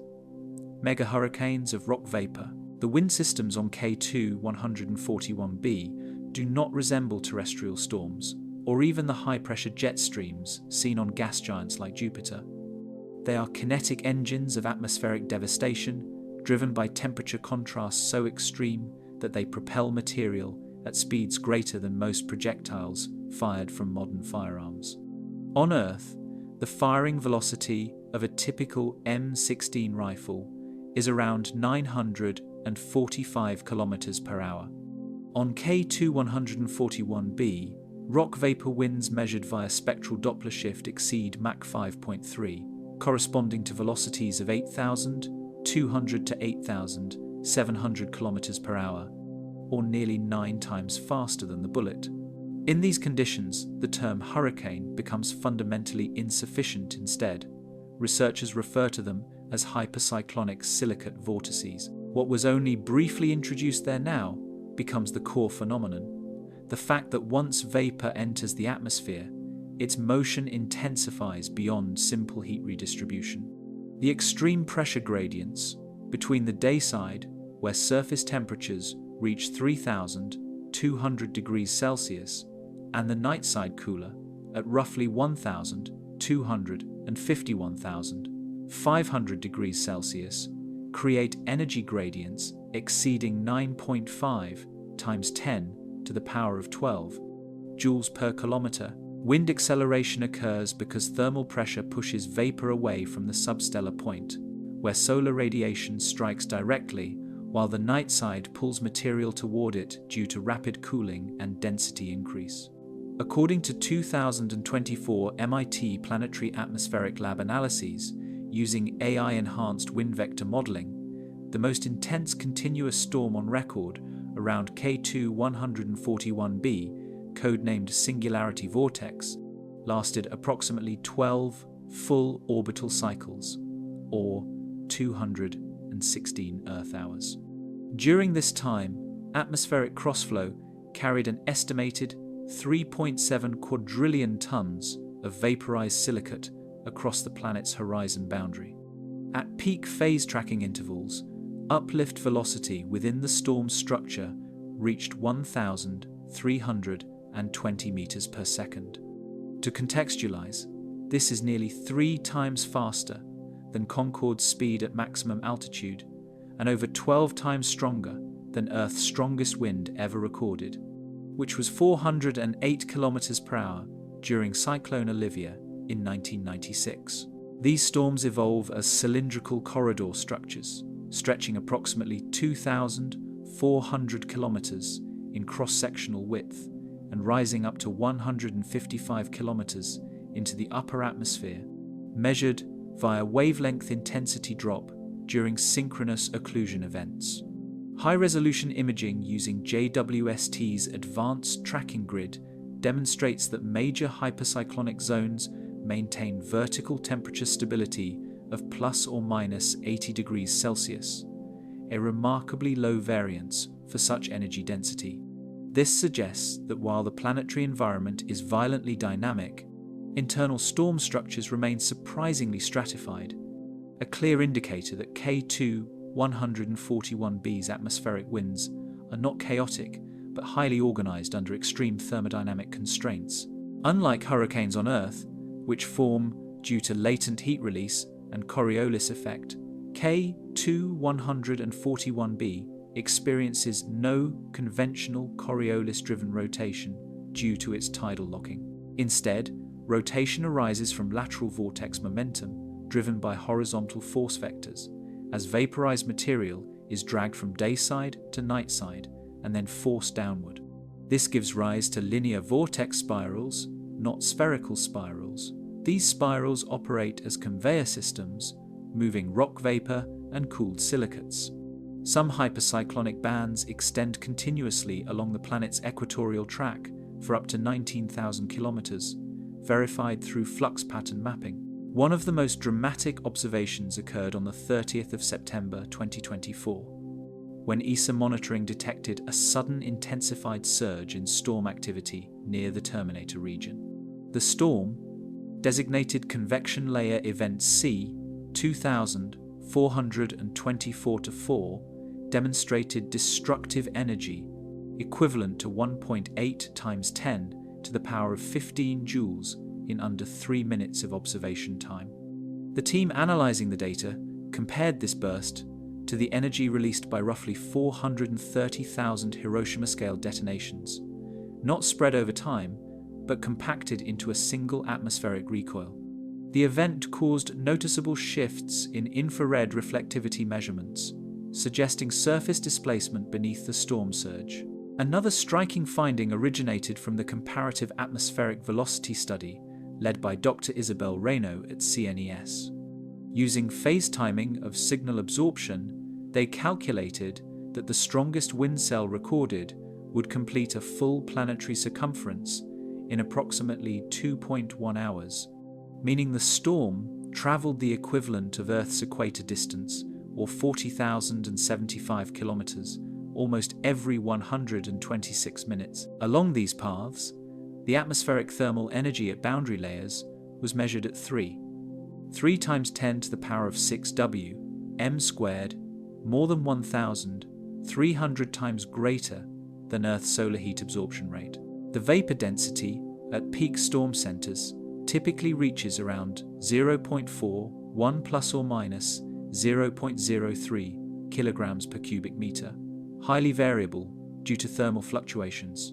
At these densities, and given wind speeds, kinetic impact energy of airborne material against solid-state surfaces would be calculated at over 2,000 megajoules per square meter per second, more than enough to pulverize diamond-like carbon matrices instantly.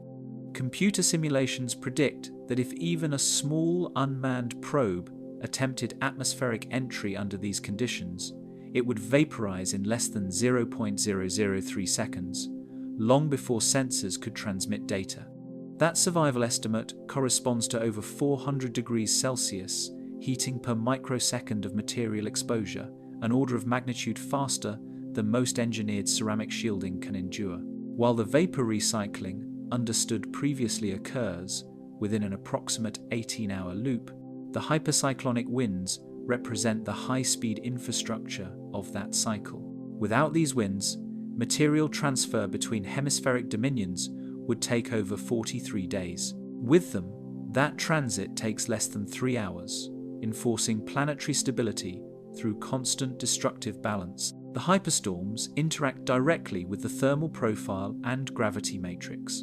Gravity on K2141b exceeds Earth by a factor of 2.3, causing condensed rock droplets to fall with strengthened force despite density stratification.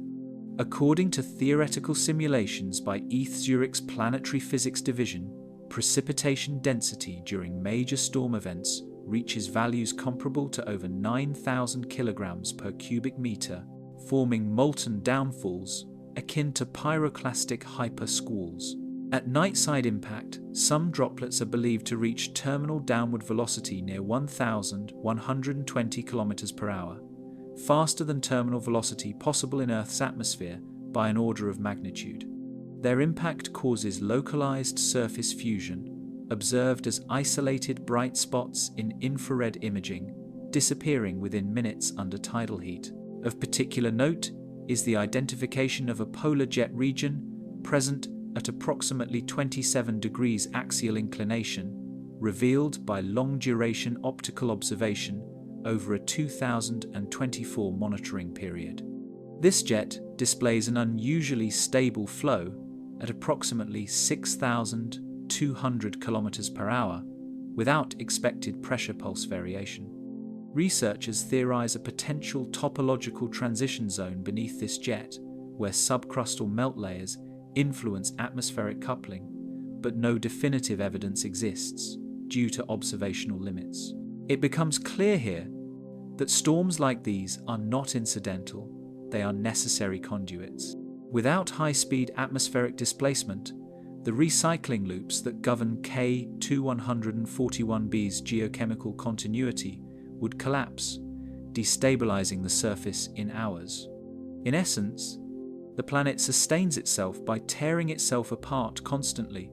The winds are not just transport mechanisms, they are planetary circulatory systems, distributing heat, pressure, and liquid stone to maintain equilibrium at the edge of collapse. The planet that defies every telescope. Trying to observe K2141b is like trying to study a raging furnace through a keyhole from continents away.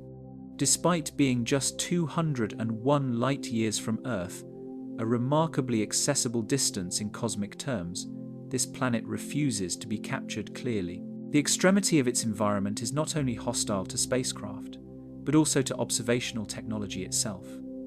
The very forces that shape its geological and atmospheric horrors also distort the instruments designed to study it. Even when telescopes manage to detect it indirectly, what is received is more approximation than image, more reconstruction than observation. The problems begin with its orbit. K2141b completes one full revolution around its host star in just 18.3 hours, meaning the planet is traveling at nearly 350,000 kilometers per hour along its orbital path. That makes its radial velocity signal intensely unstable.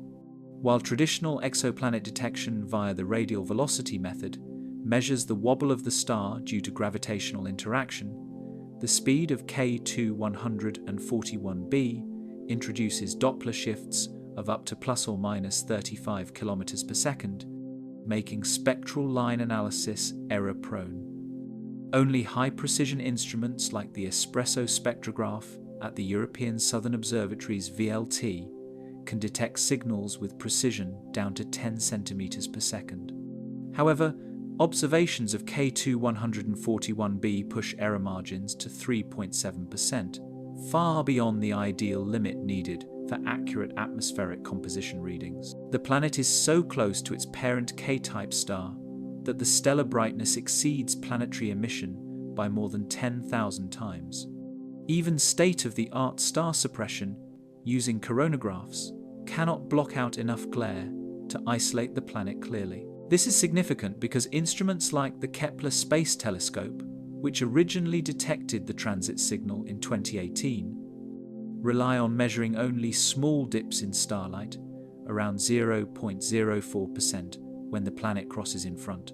For comparison, Earth produces a 0.0084% dip when passing in front of the Sun from a distant viewpoint.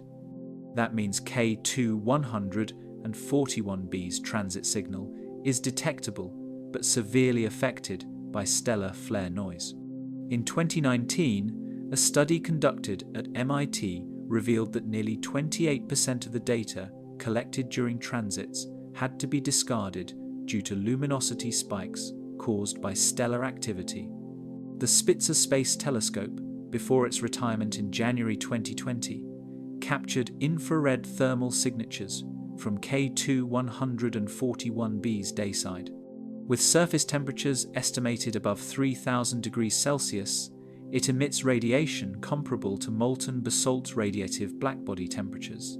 Spitzer detected infrared radiation scopes between 4.5 micrometers and 8 micrometers, confirming extreme thermal intensity, but failing to remotely map the planet's night cycle or deep atmospheric dynamics. Spitzer's thermal resolution allowed general confirmation of a magma ocean, but scientists could not distinguish whether its depth was closer to 10 kilometers or 80 kilometers. The uncertainty arose due to emissivity variability and pressure-driven changes in vapor opacity. In 2022, NASA's test provided higher temporal resolution, measuring light curve distortions in intervals down to 2 minutes. Yet even that was insufficient due to rapid atmospheric convection on the dayside, where rock vapor rises at speeds exceeding Mach 4. Atmospheric changes occur multiple times during a single observation sequence, meaning some measurements reflect conditions that lasted less than 15 seconds. Test data calibrated from over 40 observation cycles suggested high-intensity wind bursts reaching 5,300 km per hour, but the unpredictability of convection rendered long-form sampling nearly impossible. The extreme temperature gradient between the dayside, about -980 degrees Celsius, based on revised measurements, generates pressure differences that cause supersonic currents powerful enough to distort the light signals escaping from the surface. Only the arrival of the James Webb Space Telescope in 2024 made it possible to probe deeper. Its NIRSPEC instrument, operating in the 0.65.3 micrometers range, detected rock vapor concentration approaching 50 parts per million during peak emissions, with sodium, silicon monoxide, and trace aluminum oxide identified via spectral signature cross-matching. Interestingly, JWST also confirmed that the night-side temperature, previously estimated at -1,200 degrees Celsius, has risen to approximately -980 degrees Celsius. This suggests intensified atmospheric transfer, indicating that more material from the magma ocean is being vaporized and redistributed across the planet's tidal boundary region. Yet even with JWST's 6.5-meter primary mirror, direct imaging was deemed impossible. Instead, scientists used phase curve analysis, monitoring brightness changes as the planet orbits to approximate surface distribution. Major challenges arise due to thermal quenching. On K2141b's dayside, continuous magma evaporation releases ionized particles that scatter infrared signals. This interferes with direct radiometric readings, scattering light at energy wavelengths typically used to detect silicate compounds. Wavefront distortions in the exoplanet's anisotropic atmospheric shell force operators to rely on differential temperature modeling rather than pure spectroscopic readings. Ground-based observations are even less practical. The espresso spectrograph attempted radial velocity reconstructions in 2023 using a high-resolution optical band between 580 and 790 nanometers. The contamination from starlight and atmospheric refraction reached 97.2%, leaving only marginal signal extraction capability. Adaptive optics, which perform remarkably well on exoplanets with thick cloud layers like HR 8799b, fail entirely on K2141b due to atmospheric transparency on the night side and reflective thermal emission on the day side. Light curve modeling relies on predictive algorithms that incorporate stellar magnetism, radiation pressure, and gravitational harmonics. However, computational physics simulations for K2141b's orbital path reached over 400 teraflops per second during a 2024 run at the Max Planck Institute using their HPC or High Performance Computing cluster. Analysts were forced to use probabilistic atmospheric modeling based on WASP-76b comparisons, where iron vapor condenses on the night side, generating what scientists call iron rain. But K2141b's atmospheric structure is thinner and more ionically aggressive, making direct comparison unreliable. The problem is not lack of data, it's that the data constantly shifts under conditions unknown in the solar system. Even positional tracking is compromised. Due to intense tidal drag from its parent star, the orbital decay rate is estimated between 1 and 10 milliseconds per year. That means the planet is spiraling inward, though extremely slowly. This affects the precision of transit timing variation, or TTV. JWST's 2024 measurements detected a deviation of approximately 6 seconds from 2021 Kepler data an anomaly likely caused by combined orbital distortion and possible mass redistribution within the magma ocean from intense circulation. Looking forward, scientists believe only multi-spacecraft interferometry or starshade technology can resolve K2141b's surface with high definition. A mission concept known as Lavascope 1, submitted to the European Space Agency in mid-2025, proposes launching a 15-meter deployable optical shield alongside a 1.3-meter telescope in solar orbit to suppress stellar interference by 10^-9. Paired with a follow-up medium baseline observatory, the system would theoretically isolate the planet's thermal profile and even detect surface reflectivity variations.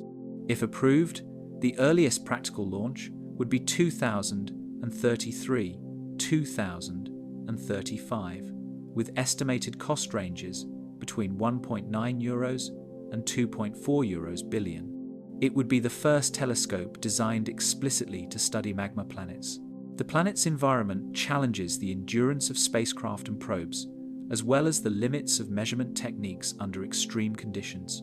The planet that's falling apart, K2141b, is losing mass at an estimated rate of 10,100,000 kilograms per second. Its total mass is approximately 6.6 times 10 to the power of 24 kilograms, nearly equivalent to Earth's. Orbital modeling using NASA Kepler mission data and follow-up analysis from the University of Toronto Scarborough in 2021 indicates that high-energy radiation from the host star, combined with the planet's short orbital period of 18.7 hours, accelerates thermal evaporation. In a 2023 simulation, Dr. Isabella C. Rodriguez calculated that exoplanets with orbital periods under 30 hours experience a 40% increased likelihood of surface material escape, placing K2141b well within that threshold. One of the most concerning findings emerged from magnetohydrodynamic studies performed by researchers at the Indian Institute of Astrophysics. They determined that the ionized particle flow from the star interacts with the surface of K2141b, stripping silicon, sodium, iron, and magnesium particles from the upper crust. The process is comparable to the atmospheric escape mechanisms seen on Mercury, but amplified by roughly a factor of 16 due to the planet's direct exposure to stellar flux, estimated at 7,000 times that received by Earth. Infrared spectral analysis collected by ESA's CHEOPS spacecraft in late 2023 showed a persistent light scattering pattern, consistent with particulate vapor release, indicating ongoing disintegration of the outer crust. The Dayside's magma oceans actively contribute to this process through vapor columns believed to extend over 100 kilometers into the lower atmosphere before being redistributed across the planet. Orbital decay is another concern for K2141b. Orbital migration models published in the Astronomical Journal in 2024 estimate an inward movement of 2.5 meters per year due to tidal interactions. Over 100 million years, this could result in a drift of 200-500 kilometers, potentially triggering Roche limit disruption. Simulations at the Max Planck Institute for Astronomy suggest that planets with similar density and proximity to their stars may survive 8,150 million years before disintegration. K2141b's estimated age is roughly 700 million years, based on stellar metallicity analysis and gyrochronology. K2141b may be affected by its host star's gradual expansion. K-141, a K-type orange dwarf, is predicted to increase in size and radiation output over time. Stellar aging models suggest an expansion of 1.3% over the next 250 million years, potentially engulfing inner-orbit planets such as K2141b. Decay projections from the Heidelberg Exoplanet Analysis Project estimate a 68% probability of complete planetary absorption within 200 million years. Further research revealed that the planet may already exhibit a significant change in orbital eccentricity. Although considered nearly circular with an eccentricity value of just 0.03, minor fluctuations detected using radial velocity analysis from the HARP spectrograph suggest gravitational rippling possibly caused by an undetected secondary body within the system. If a second planet is exerting gravitational influence on K2141b, it could be accelerating orbital shifting. Some theoretical models have proposed a super-Earth or mini-Neptune further out in the system, approximately 0.25 AU from the star, which may be periodically adjusting K2141b's path through gravitational resonance. Mass erosion through atmospheric escape is driven not only by thermal processes, but also by mechanical dislocation of molten material via hypervelocity winds. On the day side, temperatures remain above 3,100 degrees Celsius, while on the night side they plunge below 250 degrees Celsius. Under these extreme contrasts, molten silicates and rock vapor race towards the planet's darker hemisphere at speeds often exceeding 5,400 km per hour. During this transport, particles are carried to high altitudes and ultimately expelled into space. A 2022 numerical fluid model by climate physicist Dr. Henriette Boulanger calculated that nearly 0.1% of the molten material transferred between hemispheres is lost to space per cycle. While that number may be low per cycle, over an estimated 300,000 orbital revolutions per century, the surface layer is expected to thin by as much as several meters every million years. In a research paper published in the Planetary Science Journal in early 2024, astronomers simulated mass loss of rocky exoplanets and concluded that those with surface magma oceans deeper than 20 kilometers are significantly more prone to thermal cracking and subsurface instability. K2141b's molten layer, believed to extend 50 to 100 kilometers in certain regions, is among the deepest recorded in any known lava world, placing it at elevated long-term structural risk. Because the molten layer acts as a fluid reservoir of ejectable material, the planet may lose structurally important mass from below the crust, resulting in gradual internal collapse. In their study, the research team referenced the risk of lithospheric thinning beyond the 4-kilometer stability threshold, a prediction directly tied to crust composition and geothermal gradients. Indirect evidence of mass loss has been detected through light curve irregularities measured by TESS. Subtle merging of thermal hotspots near the planet's limb suggests detachment of surface material, potentially forming transient dust clouds in the near-orbital region. Dr.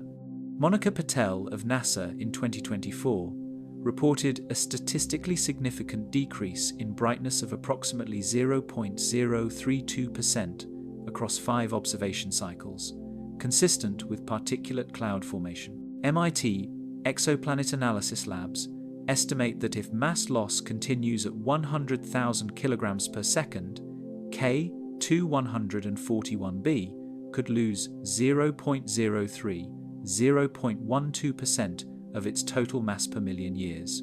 Over 200 million years, cumulative erosion could total approximately 24 trillion tons, sufficient to affect outer mantle cohesion. Research proposals submitted to the JWST Early Release Science Program in 2024 include monitoring thermal emission progression across K2141b's orbital phase curve, focusing on silicate gas loss and atmospheric deformation.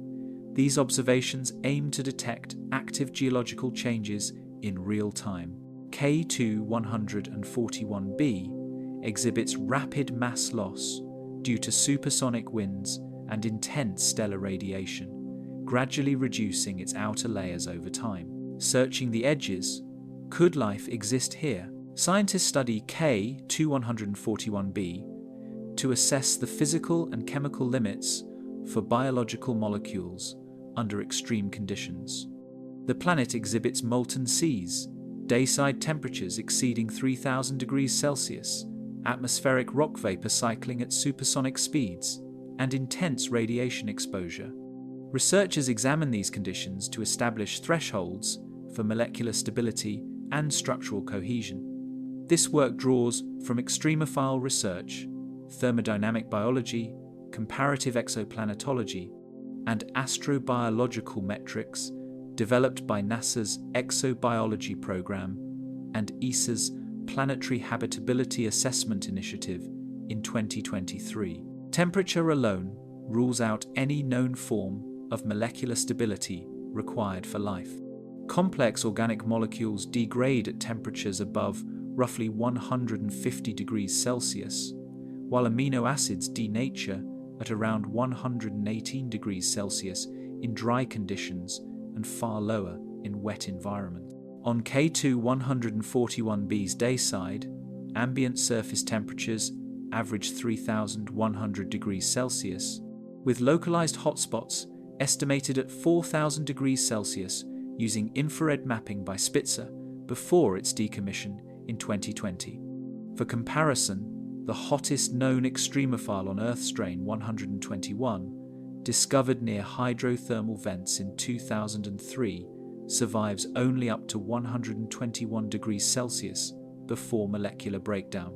This represents approximately 0.0039% of the temperature range observed on K2141b. Even if theoretical alternative biochemistries were considered, such as silicon-based molecular chains, the intense gravitational pressure, estimated at 22.1 meters per second squared, combined with winds exceeding 5,400 kilometers per hour, would physically disrupt complex structures.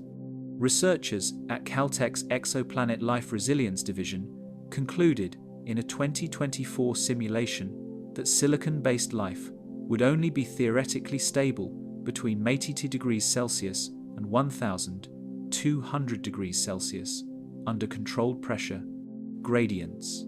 K2141b's temperature differential from day to night far exceeds this range. Its nightside experiences drops to -250 degrees Celsius, a domain where nearly all known materials experience lattice contraction, structural fragmentation, and in some cases, crystallization into brittle forms. The extreme temperature fluctuation across its locked hemispheres produces thermal expansion rates exceeding 0.9% hourly material stress change, according to analysis performed by NASA Ames' Global Thermal Imaging Program. Atmospheric composition presents further complications. The atmosphere primarily consists of vaporized silicates, sodium, potassium, magnesium, and traces of titanium and iron.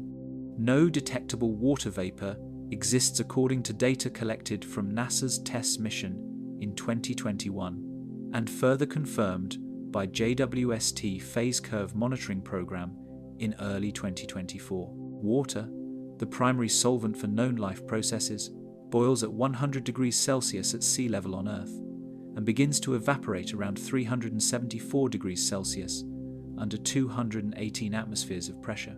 K2141b is not just waterless.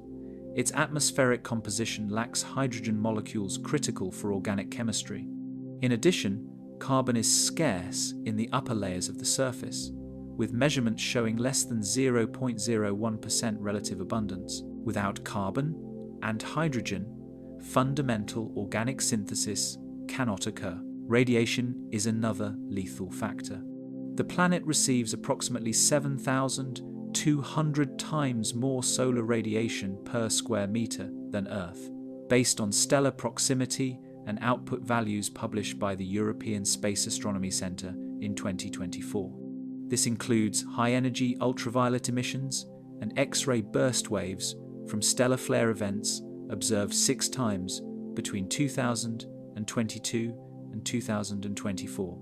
On one occasion, spectrometric data logged a radiation spike reaching 3 million joules per square meter, analogous to the energy of 714 Hiroshima-level nuclear explosions distributed over the planet's exposed surface.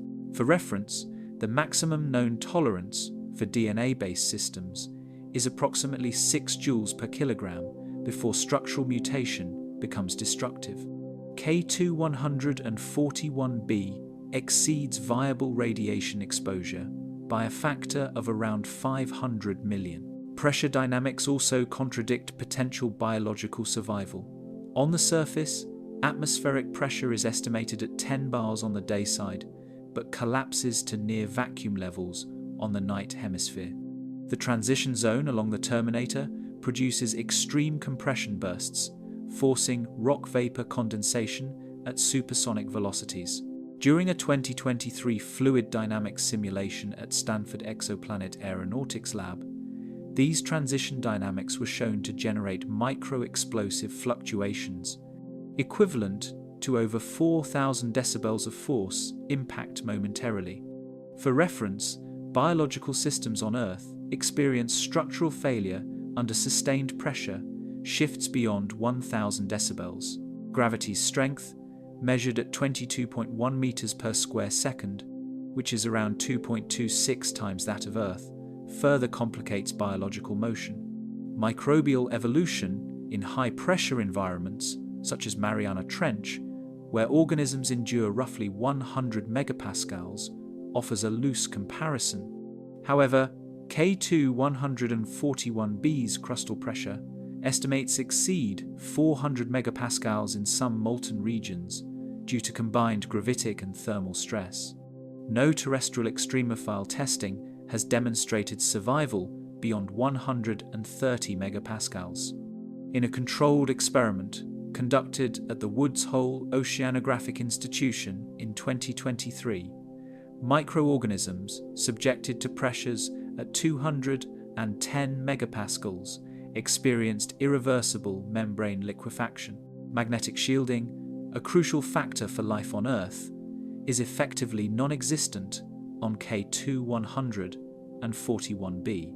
Its molten surface is too turbulent to generate stable convective flows capable of establishing a magnetic dynamo effect. Unlike Earth's liquid iron-nickel core sustaining a geomagnetic shield, K2-141b's core composition remains theoretical, but likely involves superheated silicates and metal mixtures that do not rotate independently from the mantle due to tidal locking.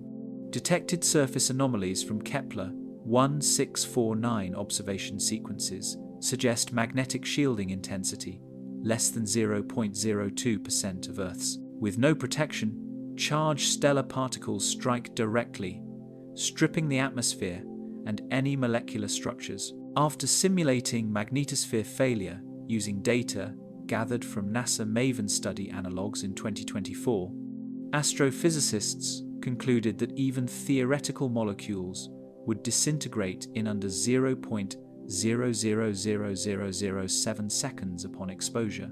While K2-141b is inhospitable to life, as understood today, its extremity provides valuable thresholds for habitability studies elsewhere. Astrobiologists use it as a comparative index when examining worlds like Kepler 452b, TRAPPIST-1e, and Gliese 667cc, employing a method called Comparative Exoplanet Difficulty Rating, or CEDAR. K2-141b currently holds the maximum resilience rating of 10 on the CEDAR scale, where values above 7.5 indicate irreversible biorejection zones. Its extreme attributes are used to identify the outer boundary lines of survival potential. In 2024, the SETI Institute presented initial data-based modeling in which planets with surface temperatures above 500 degrees Celsius, lacking atmospheric water, and showing intense radiation flux above 1000 W m², are classified as zero-prospect life candidates. K2-141b exceeds these markers by over a factor of 6 in every category. Interestingly, while surface life is ruled out, there was early speculation about subsurface pockets, where conditions could be more moderate. However, seismic thermal modeling and convection mapping of internal layers in 2023 by the University of Chicago's Geophysics Department demonstrated that even 30 kilometers beneath the crust, temperatures remain above 1,200 degrees Celsius. Biological molecular cohesion breaks down near 110 degrees Celsius. Further geochemical analysis indicates that the cooling side of the planet does not allow for heat recession to deeper layers. Instead, heat absorption remains cyclic due to the tidal lock's stable solar orbit. The study of K2141b's conditions contributes to refining NASA's Planetary Habitability Index. It acts as a counterpoint to potentially habitable worlds, such as K218b, where water vapor and temperate cloud layers suggested biosignature potential in 2023 JWST atmospheric scans. K2141b lies at the opposite extreme zero hydration, maximal radiation, tectonic fragmentation, and continuous erosion. Astrobiologist Dr. Elaine Fedorov succinctly stated in an October 2024 Harvard Exoplanet Symposium that no known biological or postulated abiological system could maintain structural integrity beyond 0.002 of a second. K2141b. Her analysis included high-level simulations of synthetic molecular shells, all of which failed immediately. K2141b exhibits extreme environmental conditions, including high surface temperatures, rapid thermal cycling, strong radiation exposure, and intense atmospheric and gravitational stress. These physical parameters provide measurable limits for evaluating the thresholds at which molecular and structural integrity could be maintained under exoplanetary conditions. The tools we use to see fire. How we study this inferno. Observing K2141b is not just a scientific effort, it is an act of technological defiance. This planet exists in temperatures where traditional measurement concepts collapse, where imaging sensors risk burnout, and where even theoretical models begin to fail. To study a world with an estimated dayside surface temperature that exceeds 3,000 degrees Celsius, winds that accelerate beyond 5,000 kilometers per hour, and magma oceans that stretch for thousands of kilometers, researchers must rely on a suite of ultra-precise instruments and indirect detection methods designed to read planetary activity from light alone. We cannot send probes, we cannot orbit satellites around it, and we cannot photograph it like Mars or Jupiter. Instead, we decode microscopic fluctuations in the star's radiation to map a planet of fire. The first hint came from radial velocity detection, when the planet was confirmed through the subtle tug it exerts on its star. Using instruments like HARPS in Chile, astronomers measured oscillations in starlight caused by K2141b's gravitational pull. Its tug is surprisingly strong, inducing a shift of approximately 4.3 meters per second, significant for an object only 1.5 Earth radii, indicating a planetary density of around 8.2 grams per cubic centimeter, almost triple Earth's crustal density. This alone hinted at a world composed largely of heavy silicate and metal. Next came transit photometry. NASA's Transiting Exoplanet Survey satellite observed tiny dips in the star's brightness, only about 0.04% every 18 hours, each time K2141b crossed its star. Photometric sequences through 16 separate observation windows allowed astronomers to calculate its size and orbital period with a precision within 0.02 hours. But this only revealed basic shape and motion. To measure surface temperature and atmospheric composition, scientists apply phase curve analysis. This tracks infrared radiation before and after the planet disappears behind the star. When Spitzer reanalyzed thermal data before decommissioning in 2020, temperature variation between the planet's visible and non-visible phases showed a delta of over 1,800 degrees Celsius. Follow-up observations with JWST's MIRI in 2024 refined that readings between 3,100 and 3,500 degrees Celsius on the dayside, with nightside temperatures dropping below -200 degrees Celsius. Because the planet does not rotate relative to its star due to tidal locking, these thermal readings are consistent and allow for longitudinal thermal modeling. Spectroscopy, however, became the breakthrough tool. Using NASA JWST's NASPEC and the ESO's Espresso instrument at the Very Large Telescope Facility, researchers detected spectral absorption signatures consistent with silicon monoxide gas, sodium, and possibly sodium-calcium vapor. These substances are common in terrestrial crusts, but only vaporize above 2,800 degrees Celsius, aligning perfectly with molten lava behavior. A study published in Astronomy and Astrophysics in early 2024 reconstructed atmospheric cycling models suggesting that K2141b vaporizes between 395 and 525 kilograms of crust every second, elevating into gas storms before recondensing. Doppler tomography refined details further. When the planet moves at nearly 282 kilometers per second around its star, the reflected light causes distortions in spectral lines.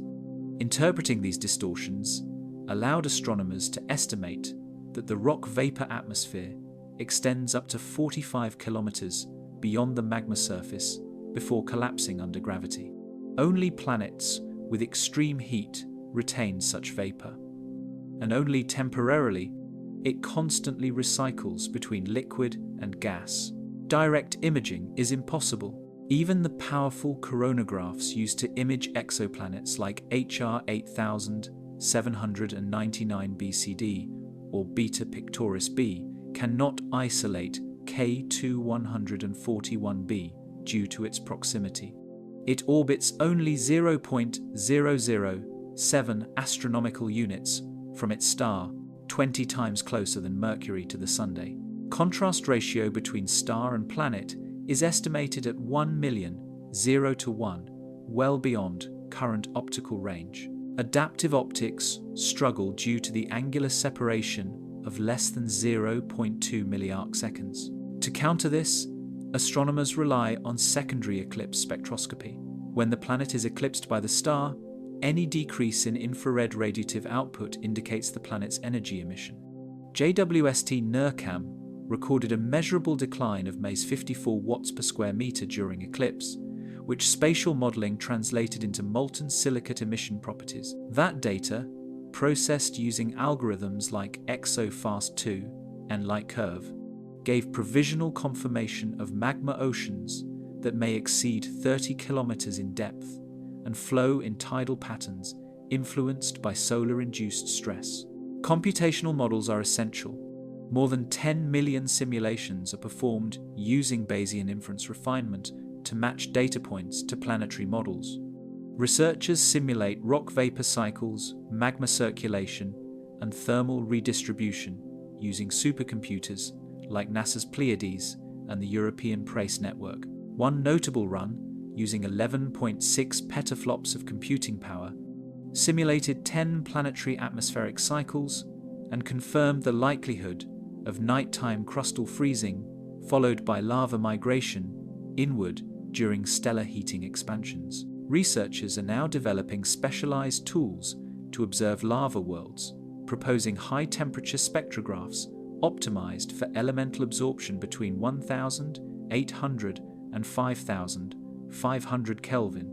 A concept named Magma Spec is under evaluation for the European Extremely Large Telescope, designed to detect gas-phase zirconium, silicate a vapor signature, reported in JWST observations at 4.3 microns, possibly linked to subcrustal convective release. Future optical interferometry missions have been suggested, using multiple orbiting telescopes to simulate kilometer-scale baselines through synchronized phasing. Some proposals include solar orbit telescopes positioned at L1 or L2 points to reduce noise and improve infrared resolution, though thermal protection is a significant design challenge. Without advanced shielding, instrument structures would vaporize in similar conditions to those found near K2-141b itself. Even with these innovations, all observational data comes from analysis of light from the planet. Photons travel 201 light-years, pass through molten rock vapor, and reach detectors cooled to -266 degrees Celsius. Measurements are interpreted to determine surface and atmospheric conditions. Brightness fluctuations observed through telescopes are interpreted as vaporization of surface material, providing insight into the planet's thermal and geological activity. Observational data indicate that K2-141b is thermally and geologically active, with surface material vaporizing and contributing to mass loss. Ongoing studies aim to quantify the rate of surface material loss and estimate the timescales of planetary erosion. Could Earth become a K2-141b? Understanding K2-141b's future is harrowing, but turning the lens toward Earth raises a question with far deeper consequence. Could a planet like ours ever transform into something remotely similar to a lava world? While the extreme outcomes seen on K2-141b involve conditions far beyond anything Earth has experienced, researchers studying planetary evolution have begun using such exoplanets as analogues for runaway atmospheric collapse and geological meltdown scenarios. The evidence points to several pathways, chief among them uncontrolled greenhouse effects, orbital decay, and solar expansion that show our world, under extreme conditions, could experience events that resemble early stages of what K2-141b endures today. Earth's average surface temperature is approximately 15 degrees Celsius. Historical satellite data recorded peaks of 56.7 degrees Celsius in Furnace Creek, California in 1913, confirmed by World Meteorological Organization. Atmospheric CO2 levels currently average 421 parts per million in 2025 by NOAA records. Models from the Potsdam Institute indicate that CO2 concentrations around 1,200 parts per million could trigger rapid atmospheric heating. University of Exeter projections estimate that, under extreme greenhouse conditions, Earth's surface temperatures could reach approximately 460 degrees Celsius over 200 million years. Dr. Colin Goldblatt's research suggests that molten rock could form in equatorial regions if solar energy input increases beyond 1.4 times current levels. Venus provides a reference case. Its surface temperature averages 462 degrees Celsius, with atmospheric pressure 92 bars, comparable to being submerged 900 meters underwater on Earth. Atmospheric composition is dominated by carbon dioxide, about 96.5%, with clouds of sulfuric acid. Venus also has slow retrograde rotation and experiences minimal heat redistribution, leading to some conditions that parallel K2-141b's fixed thermal gradient.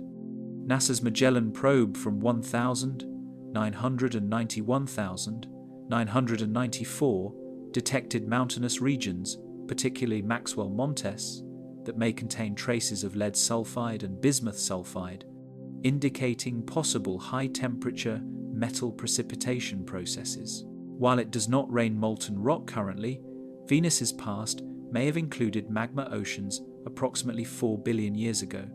Dr.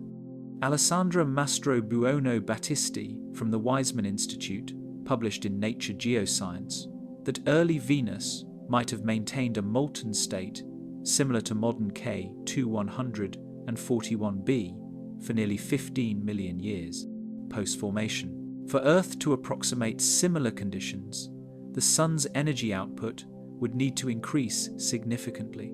Stellar evolution models predict that the Sun will grow brighter by about 10% every 1.1 billion years. In approximately 1 billion years, average Earth's surface temperatures could reach 100 degrees Celsius, evaporating oceans. 1.5 billion years from now, according to a publication from the University of East Anglia, expect a CO2 breakdown cycle resulting in atmospheric destabilization. It's at the 3 to 5 billion year time frame, when the Sun begins entering its red giant phase, that Earth could encounter conditions that exceed 1,500 degrees Celsius, potentially sufficient for crustal melting. During the red giant expansion, the Sun may grow to engulf the orbits of Mercury and Venus, possibly reaching Earth's current distance. Some models from Princeton University indicate that if Earth's orbit expands via tidal interactions, it may escape being fully consumed, but would still experience temperatures above 2,000 degrees Celsius for 30,000 to 50,000 years. During that time, magma seas would dominate the planet's surface, atmospheric silicate vapor would form, and rock precipitation cycles may begin. Winds of the magnitude seen on K2-141b, around 5,000 km per hour, would be unlikely on a future Earth due to lower gravity contrast and slower relative heating dynamics. Earth's gravity is 9.8 meters per square second, while K2-141b, with a mass estimation of about 5.08 times 10 to the power of 24 kilograms, approximately 0.85 times Earth's mass, but smaller radius of about 1.5 Earth radii, yields gravity closer to 22 meters per square second on the surface. This stronger gravitational pull contributes heavily to atmospheric retention and ultra-fast tidal jet streams. While post-red giant Earth may experience winds exceeding 1,000 km per hour, these would still fall short of K2-141b, unless orbital compression or gravitational influence from a nearby stellar body accelerates thermal gradients. The chemistry of a future Earth magma atmosphere would differ as well. K2-141b's vapor plume analysis indicates heavy presence of silicon monoxide, sodium vapor, and inferred traces of potassium and iron remnants. Earth's crust composition would produce similar spectroscopic markers, particularly SiO and Na, but could also contain significant signals from aluminum oxide, magnesium oxide, and rare trace volatiles. Mineralogy models from MIT anticipate that at full surface melting, around 45 kilometers of crust could gradually liquefy, comparable to K2-141b's lava layer hypotheses. Tidal locking, another key component of K2-141b's catastrophic heating, is unlikely for Earth in the near term due to its orbital distance. However, if Earth spirals inward due to solar drag in late-stage stellar evolution, the prospect of partial tidal capture increases. Human technological intervention could slow atmospheric warming, but models indicate that beyond certain geological thresholds, Earth would still undergo extreme thermal and geological changes. Supervolcanic eruptions, increased cosmic radiation exposure, and large asteroid impact events may accelerate crustal destabilization. A 2013 investigation by the University of Manchester estimated that an asteroid at least 100 kilometers in diameter, impacting at velocity exceeding 70 kilometers per second, could melt up to 75% of Earth's crust, momentarily producing atmospheric silicate vapor. However, such collision probability is astronomically low, around 1 inch, 100 million per million years. If Earth enters a sustained molten state due to solar influence, atmospheric vaporization could last tens of thousands of years before orbital shift or stellar absorption ends the phase. ESA's Planetary Evolution Lab estimates mass loss between 2–6 kilograms per second, compared with K2-141b's 395–500 and 25 kilograms per second. Most mass loss is expected during the final stages of solar engulfment. Geological history indicates that around 4.4 billion years ago, the Hadean Earth experienced phases of molten rock oceans during early formation. Carnegie Institution of Science models suggest magma surfaces persisted for approximately 4 million years before cooling to form a solid crust. Mission impossible. Why landing here would kill a probe? Attempting to land a probe on K2-141b is not an engineering challenge. It is a physical impossibility under the current laws of material science. Any probe launched toward K2-141b would be destroyed in less than 2 minutes, with most components failing before even touching the planet's molten surface. To understand why, we must analyze every phase of a hypothetical mission: entry, descent, landing, operational survival, and even orbital observation. Across all stages, failure is absolute and immediate. K2-141b's surface temperatures range between 3,026 degrees Celsius and 3,310 degrees Celsius, exceeding the melting point of nearly every structural material known to modern engineering. Tungsten, one of the most heat-resistant metals on Earth, melts at 3,422 degrees Celsius. Under K2-141b's environmental conditions, it begins thermal degradation within 8 seconds. Data supported by material fatigue tests by the Centre National d'Études Spatiales, or CNES, in 2024. Titanium alloys, typically used in the shells of Mars rovers and SpaceX's Starship heat shield segments, fail after under 10 seconds, and ceramics fracture between 95, 100, and 20 seconds due to thermal shock compounded by rapid pressure fluctuations. The planet endures supersonic winds exceeding 5,100 kilometers per hour, which are not based in air but in rock vapor, primarily silicon monoxide, sodium, calcium oxide, and magnesium vapor, released from molten oceans, reaching estimated depths of 40-60 kilometers.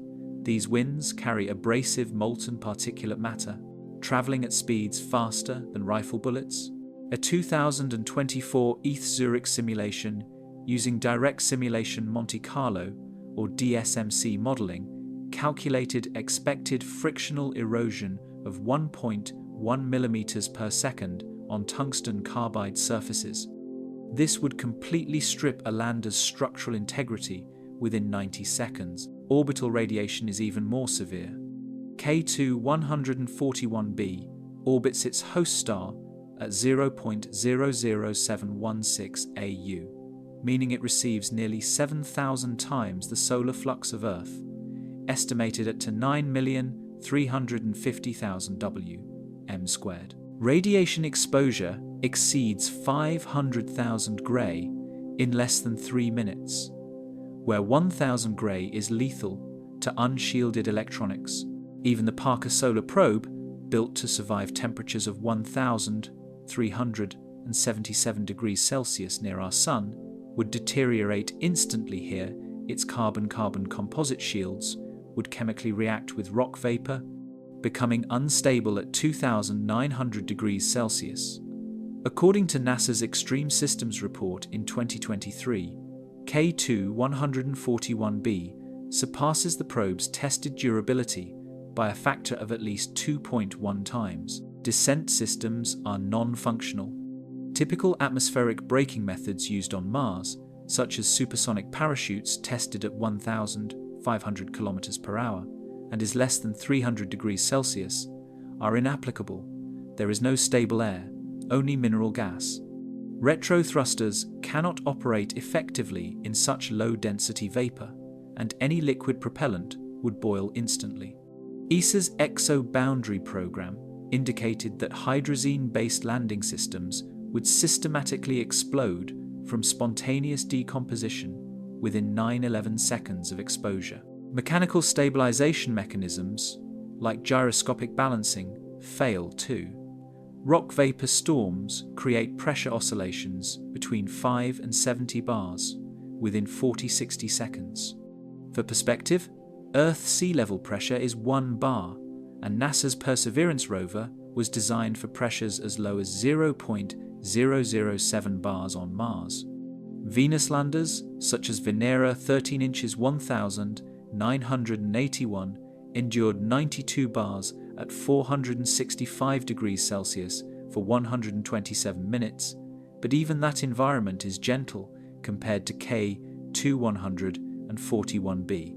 At 3000 degrees Celsius, with dynamic high-pressure rock vapor, the lander would experience surface pitting at 79 millijoules per micrometer impact energy, sufficient to open structural cracks rapidly. Once gas penetrates, internal overheating occurs at rates exceeding 3.5 megawatts per square meter. The landing itself would be impossible. Impact velocity would exceed 2,500 meters per second with no atmospheric drag. Even if powered descent reduces this, there are lava oceans rather than solid ground.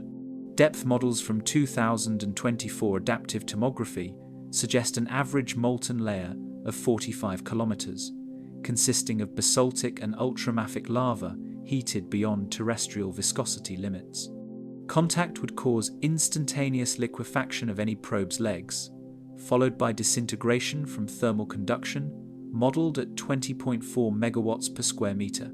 Even hovering does not solve survival issues. Researchers from the Korea Advanced Institute of Space Materials proposed magnetic levitation using superconductive quantum shielding, but running such a system would require at least 9 terawatts of power, equivalent to Earth's total energy consumption for over 1 hour. Additionally, superconductors cease functioning at temperatures above 200 degrees Celsius. K2141b's ambient is 3,100 degrees Celsius, making magnetic levitation non-viable. Orbital observation is dangerous. At 5,000 kilometers above the surface, satellites would encounter vapor ejecta from thermal updrafts.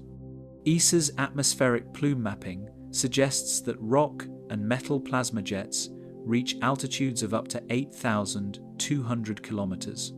Any orbit lower than 9,000 kilometers would intersect ejecta trails, causing hypervelocity impact fragmentation.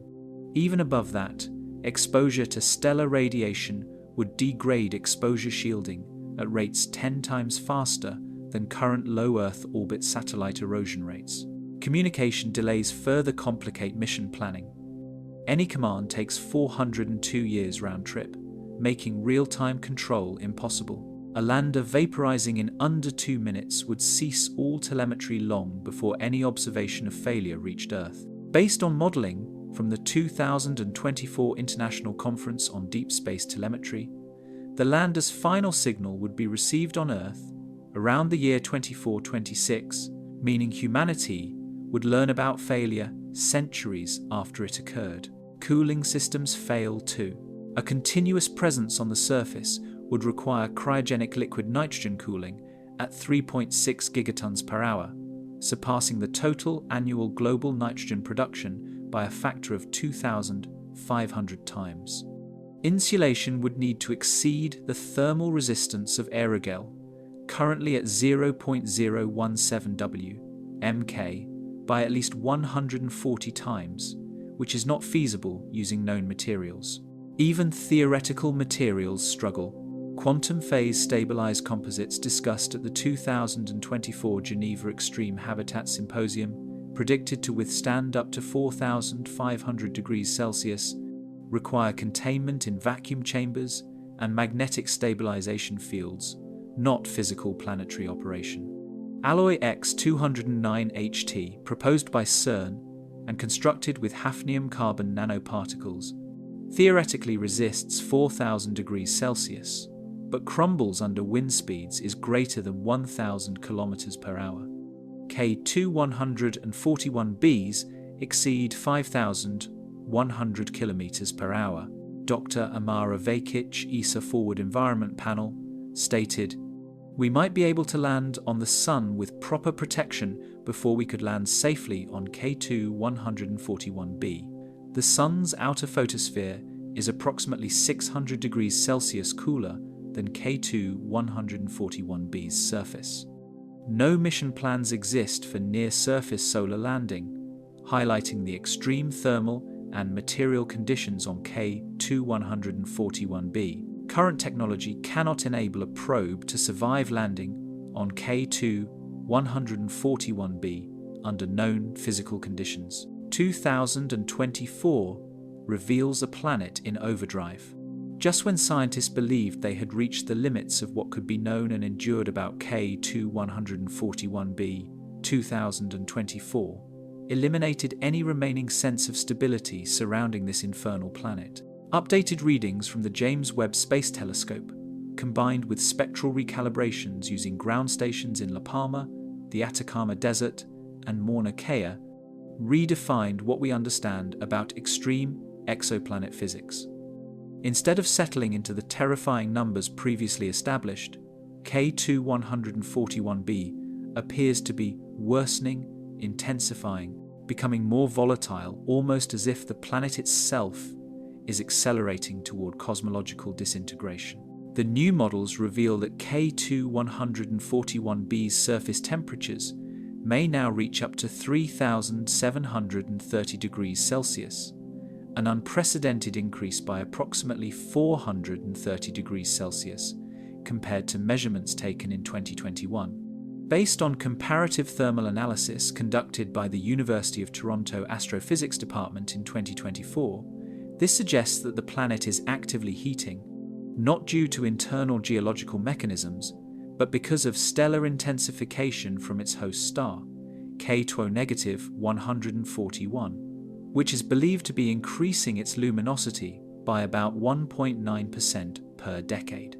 This trend aligns with data from the Gaia DR3 dataset, indicating the star is entering a premature late-life phase, estimated to reach unstable energy fluctuations in fewer than 85 million years, a timescale considered alarmingly short for stellar evolution. New convection models, calculated using adaptive AI simulations run at the European Southern Observatory, indicate that wind speeds could now exceed 6,200 km per hour, nearly 20% faster than previously estimated.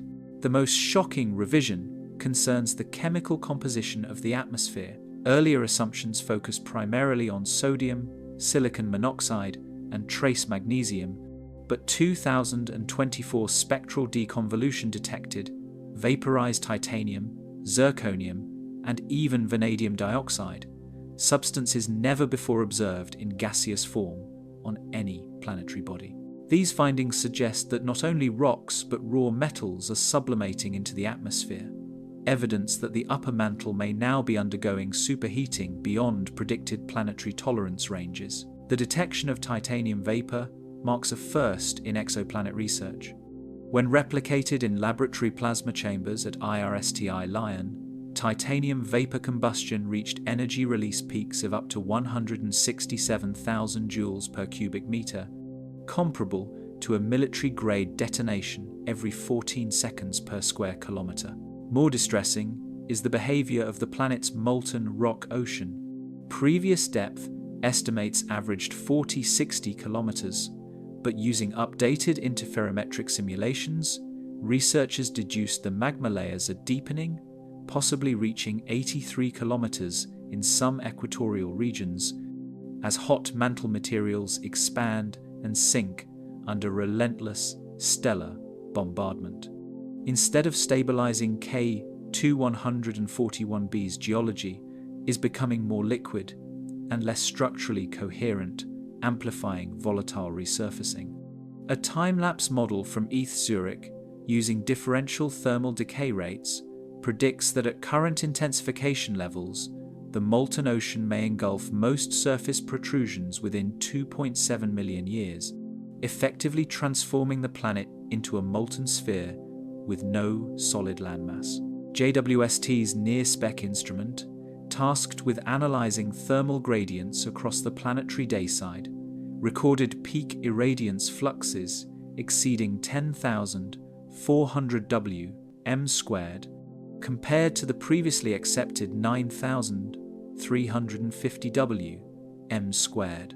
Meanwhile, night-side temperatures, once believed to stabilize below -200°C, were measured at around -172°C, suggesting atmospheric convection is redistributing heat more aggressively, further increasing the speed at which molten material cycles from day to night. One of the most alarming updates concerns atmospheric mass loss rate. Earlier models suggested 32,000 kilograms per second of rock steam escaped the planet. Revised calculations now estimate 56,000 kilograms per second, suggesting that K2-141b is evaporating more rapidly than initially predicted.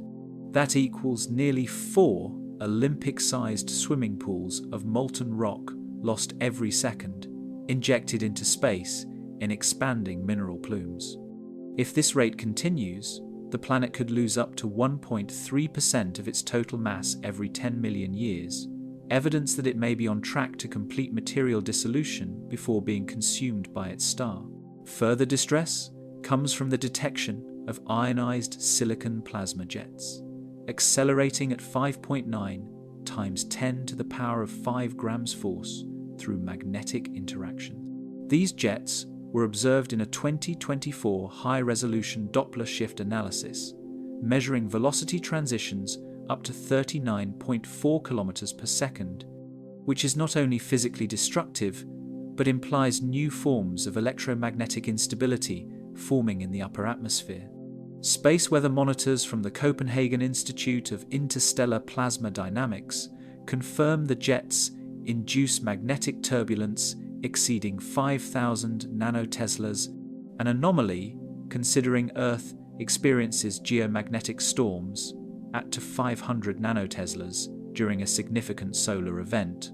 Backing these figures, JWST's MIRI detector registered traces of vaporized thorium and uranium isotopes, prompting speculation that radioactive minerals from deep crustal reserves are now entering the vaporized atmospheric cycle. If the concentration is increasing, the planet's internal energy source may be shifting, not solely powered by stellar absorption, but also by accelerated nuclear decay triggered under extreme pressure and heat. The geological supercompression model, proposed by Professor Luca Venegas of Harvard in 2024, indicates that deep mantle compression at is greater than 450 gigapascals could force radioactive excitation of heavy elements, adding yet another energy source to an already catastrophic environmental system. K2-141b's orbital mechanics were also updated. Once believed stable, the latest dynamic models indicate orbital decay of 0.000075% per year, meaning the planet is slowly spiraling toward its star.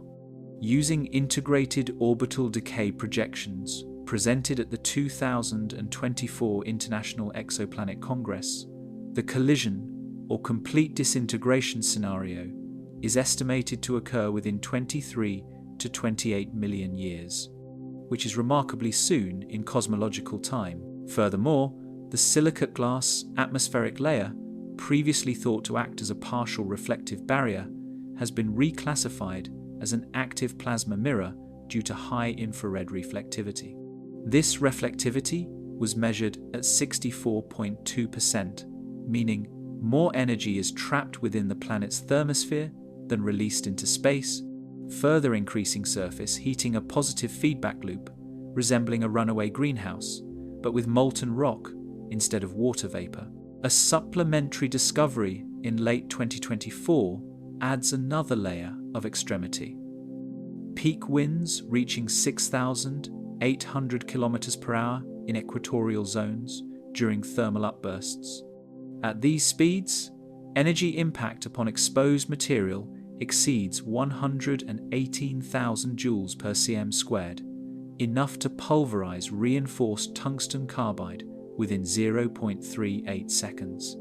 A new hazard classification, hyperdynamic thermal vaporization, was introduced by the International Planetary Hazard Registry, specifically due to K2-141b, a classification currently assigned to no other known planet. The updated data indicate that K2-141b is undergoing increasing surface heating, mass loss, and atmospheric instability, and models project significant structural and thermal evolution as it continues orbiting close to its star.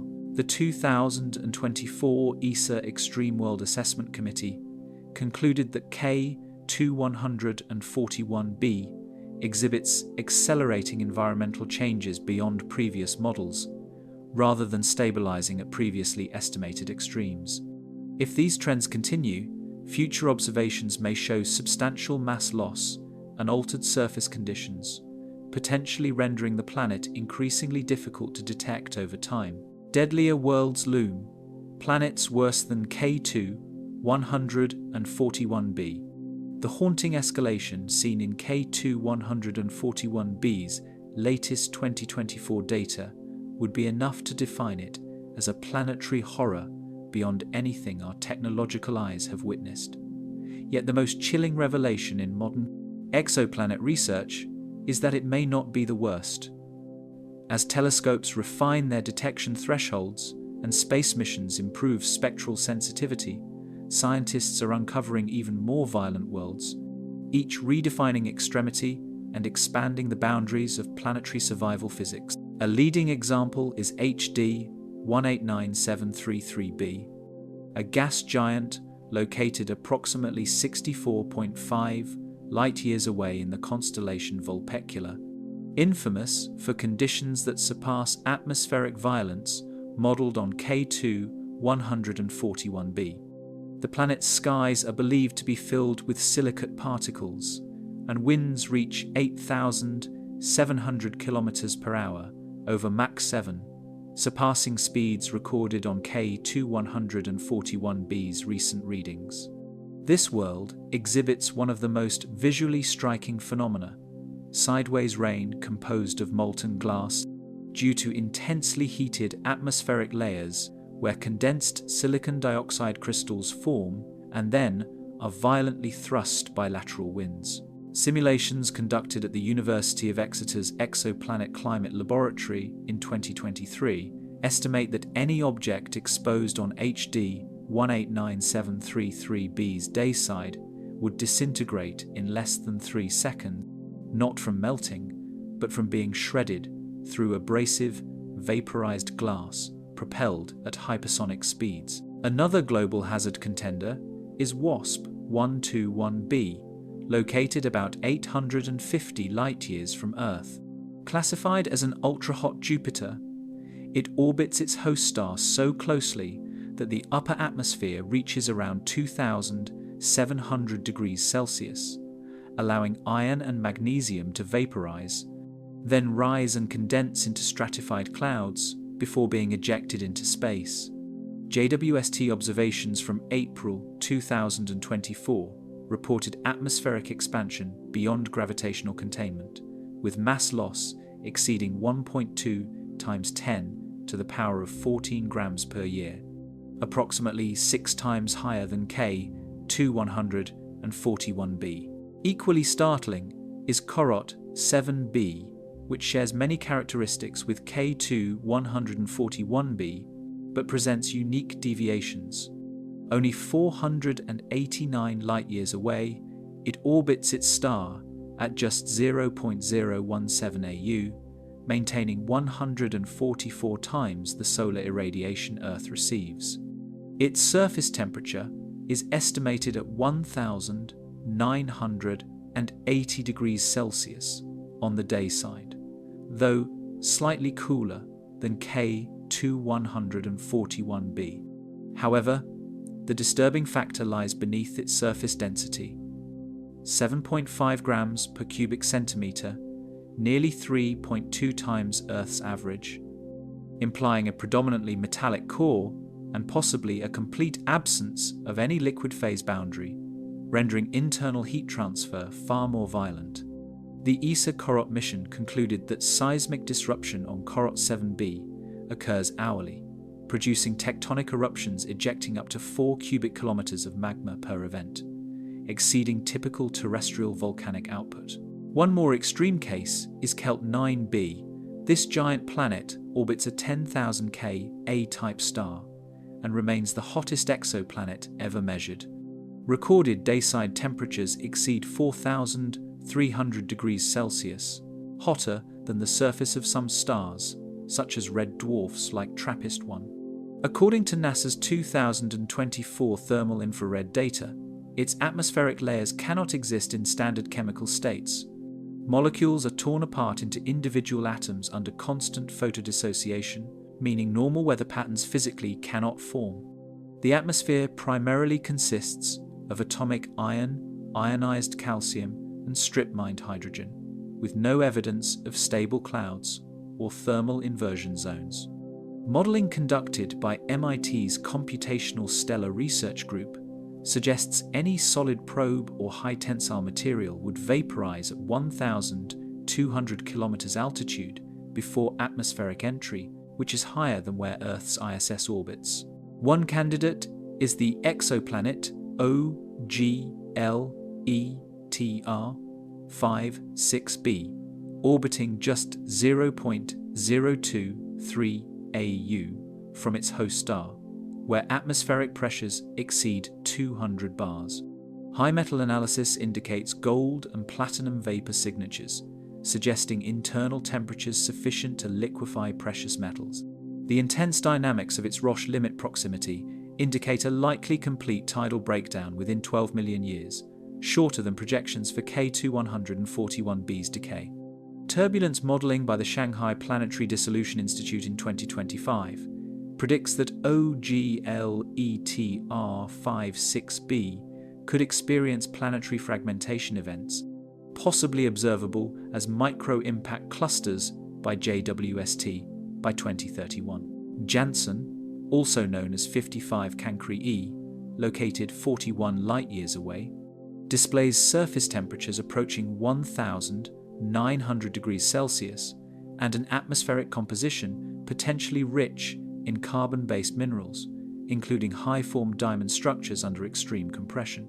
In 2023, the Max Planck Institute published data suggesting visible flickering in its thermal emissions, possibly indicating real-time tectonic collapse and reformation processes. A hypothesis proposed by planetary geologist Sarah Major of Cambridge in 2024 suggests that Janssen's mantle layers may undergo up to 800 earthquake-like structural shifts per day, which would make its crust mechanically unstable to any form of probe landing.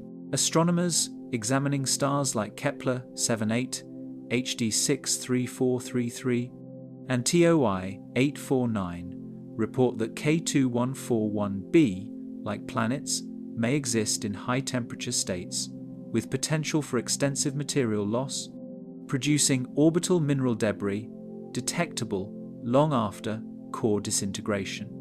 A paper presented at the July 2024 Paris Deep Space Climate Symposium introduced the concept of thermal-assisted planetary mortality, classifying planets based on star proximity-induced material loss. Some worlds exhibit atmospheres that merge directly into stellar plasma fields, such as WASP-12b, whose orbit decays by 29 milliseconds per year, generating tidal stress sufficient to distort its shape into a prolate ellipsoid. Mass loss rates for WASP-12b exceed 1 × 10 to the power of 15 grams year, which could result in full absorption by its star within 10 million years. K2-141b is classified as a representative of a new category of terminal stage exoplanets. These Type U, or unstable class worlds, are characterized by thermal acceleration, with environmental forces intensifying over time rather than stabilizing. At the 2024 European Space Agency Strategic Planetary Assessment, researchers introduced the term catastrophic trajectory progression to describe planets experiencing accelerating environmental deterioration. In 2024, the Federation of Exoplanetary Research Modeling Unit published a percentage breakdown of known extreme planets with high-risk material loss or orbital instability over the next 100 million years. Results indicated that 41% of all ultra-hot Jupiters are projected to dissolve or merge with their stars. 22% of known lava planets, including K2141b, have unstable orbital decay rates beyond thermal equilibrium. 6.8% are undergoing core detachment, a process incompletely understood, and 1.3% demonstrate signs of potential stabilization, primarily those in slightly cooler orbits. K2141b exhibits environmental conditions that fall within a spectrum of high temperature, high mass loss exoplanets. Observations of planets such as Kelt 9b demonstrate that higher temperature extremes and structural instability exist beyond those measured on K2141b. Planned interferometric probes under the LUVOIR and HABEX mission frameworks will allow scientists to observe exoplanets with extreme environmental conditions, including rapid phase transitions between liquid and plasma and the presence of high-energy materials not previously detected in planetary atmospheres or surfaces. Exoplanet research teams have issued internal advisories highlighting the need for preparation when observing planets with extreme environmental conditions, including high temperatures, rapid mass loss, and unstable atmospheric or surface dynamics. K2141b warned us, the next planets will push our understanding of survival and destruction even further.